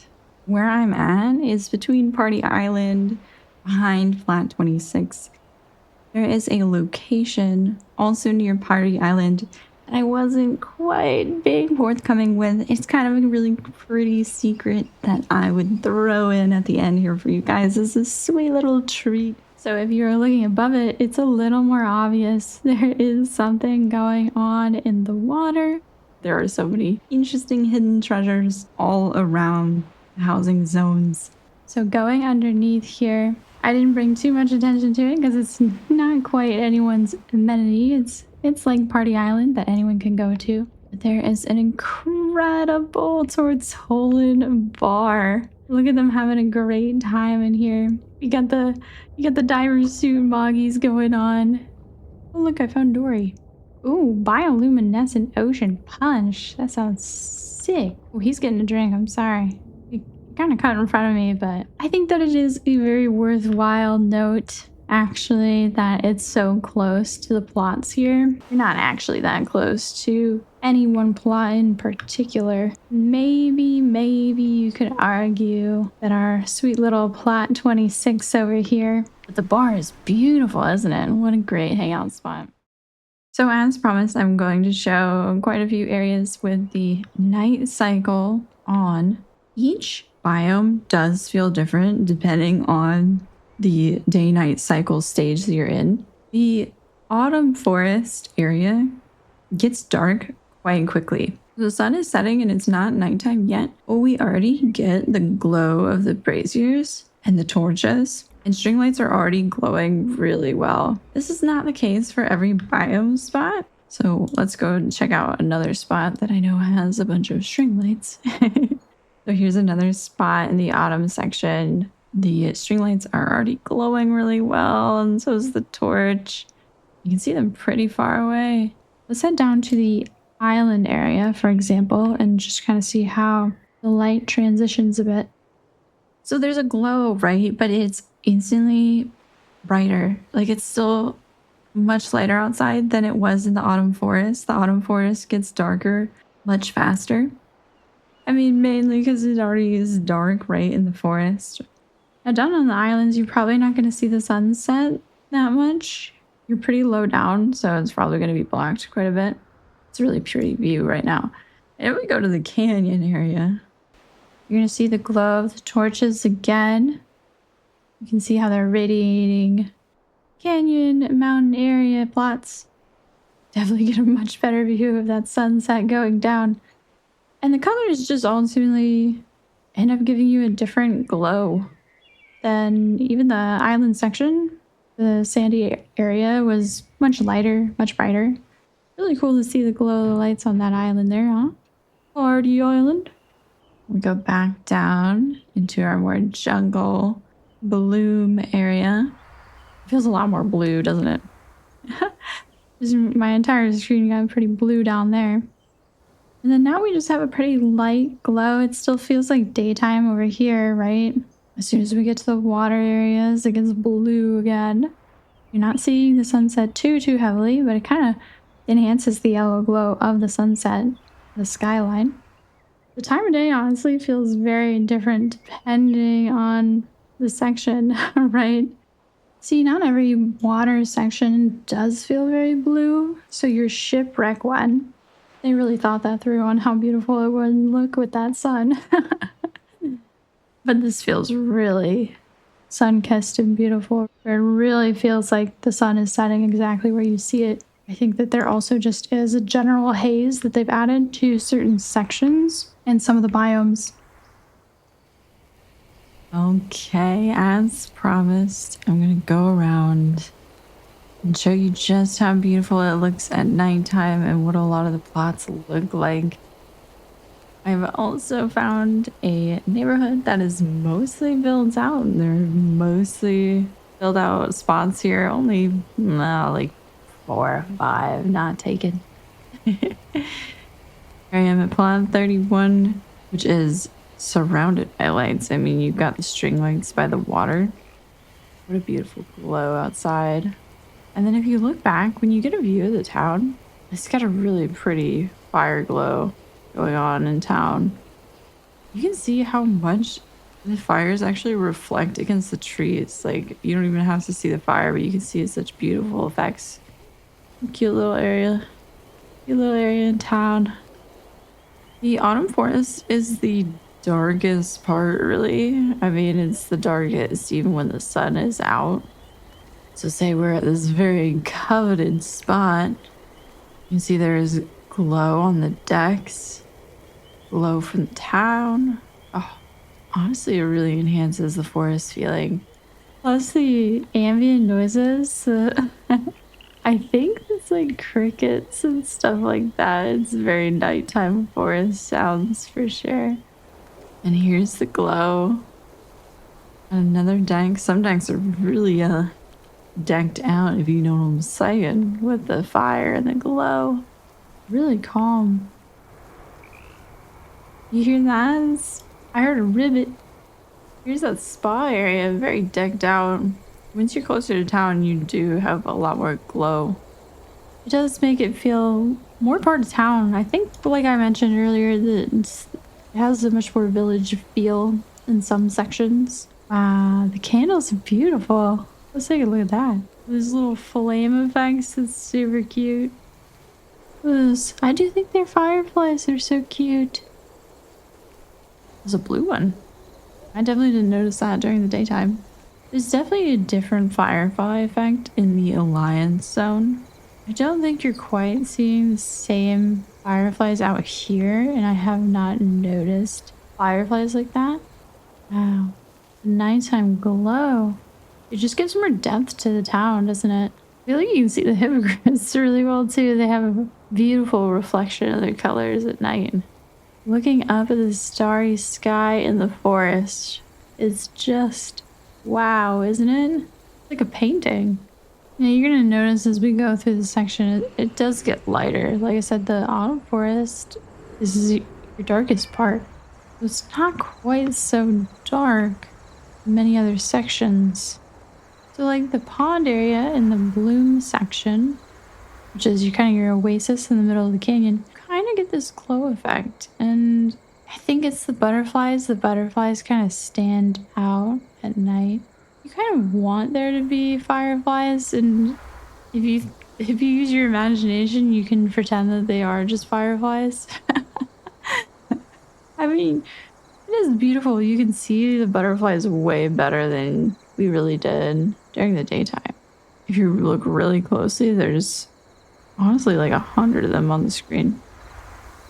You know, if this was the Alliance zone, we'd have a bunch of fireflies coming around this tree. You kind of wish there was, but it's still really beautiful. It does have that cold desert canyon feeling when you look out to it. Wowza! It's got a very pretty small town, cohesive story going for it, you know? I love how far out you can see these too. You can just see the fires lining out. Let's go down to the sandy shores. Remember this little village side? And the torches near the bridges are so pretty. The night sky makes the ocean just pop even more, in my opinion. Makes everything look grander and bigger. Maybe not great if you have one of those fears of the ocean. Kind of makes it feel bigger. Not everything has glow to it. I think that fire they put there is simply just like an old asset. It looks like one of the OG fires. It does not have a glow to it. The ones by the islands don't seem to have as much going on as the lighting in the forest. Oh, this is quite pretty. Being near the little fishing port. The kites are still very beautiful out here too. Not as much lighting. Maybe they should consider adding more lighting. I hear some interesting different sounds out here by the water. You can see birds and bugs way better at nighttime. Oh, see, I think the glow effects are just quite picturesque in WoW right now. They did a really great job with how it hits certain surfaces. Oh yeah, there's a slight glow out there when you're looking at the fishing village with the shark. I believe I referenced it as the Booty Bay inspired small village. What's really nice is seeing the glow actually up on the canyons. That's really cool. I think the flames at night don't do a lot for the islands. I kind of personally wish they added more. Oh, look at that from the bridges. Oh, you can see them lining up and going down the mountainside. That's cool. Stars, they're so beautiful. Wow, it's almost spooky feeling, doesn't it? This is such a crazy view of the mountain. It's crazy. You can see like nearly every major waterfall from here. It's like you're starting a game of Peak. Yeah, this one has such a great view. You can see the big bonfire too over there. This side of the island seemed to have much more lighting. The sandy shores go. I want to know what bird sounds they were using. Yeah, it's really cool out here. Okay, if you want to be on the beach with cooler lighting, it's going to be on the party island side. See the transition? It's so much brighter when you go on the islands, and then when you move toward the grass and the trees, so much darker, right? Look at, jeez, so much darker out here. It really feels like you're in a jungle. Seeing the glow near the water and near the waterfalls. Yeah, that's cool. It's going up the stairs and stuff. Sounded like Kevin. Wow. That's really cool. How beautiful. So many flames lighting the way. Hell yeah, look at that. This is definitely the party place in the jungle. It looks so cool. And with the waterfall in the background, that's awesome. What a cool plot. Really makes it feel so lively. Looking down to the farm area. Dare I say it looks even prettier at night. Absolutely crazy that you hear construction noises though. Yeah, the plot is cool except you have like construction out your window 24/7. It's crazy. Now mainly our last stop, let's see the spa. I bet this is gonna look great. Oh yeah, this looks super fun. It does look like a resort. Oh, you can really see the lights going up the mountain even better than I saw the canyon tops. They really did do a good job making it feel like a resort. Oh, the glow by the waterfall. How pretty. It's so cool. Oh my god, look at how the flames light is bouncing off the rock. Get the full view, no trees. Stars everywhere. Okay, well that is kind of a night view. Just showing you how different the plots might feel depending on your time of day. Yeah, you can tell the ambient noises change quite a lot at nighttime also. So consider that. The forest areas are loud as fuck. But you know, you can always turn it off if you don't want to hear all those noises. But if you do want to hear really fun noises, give it a little listen. There's some really cool noises. Animals I've never heard before in my life.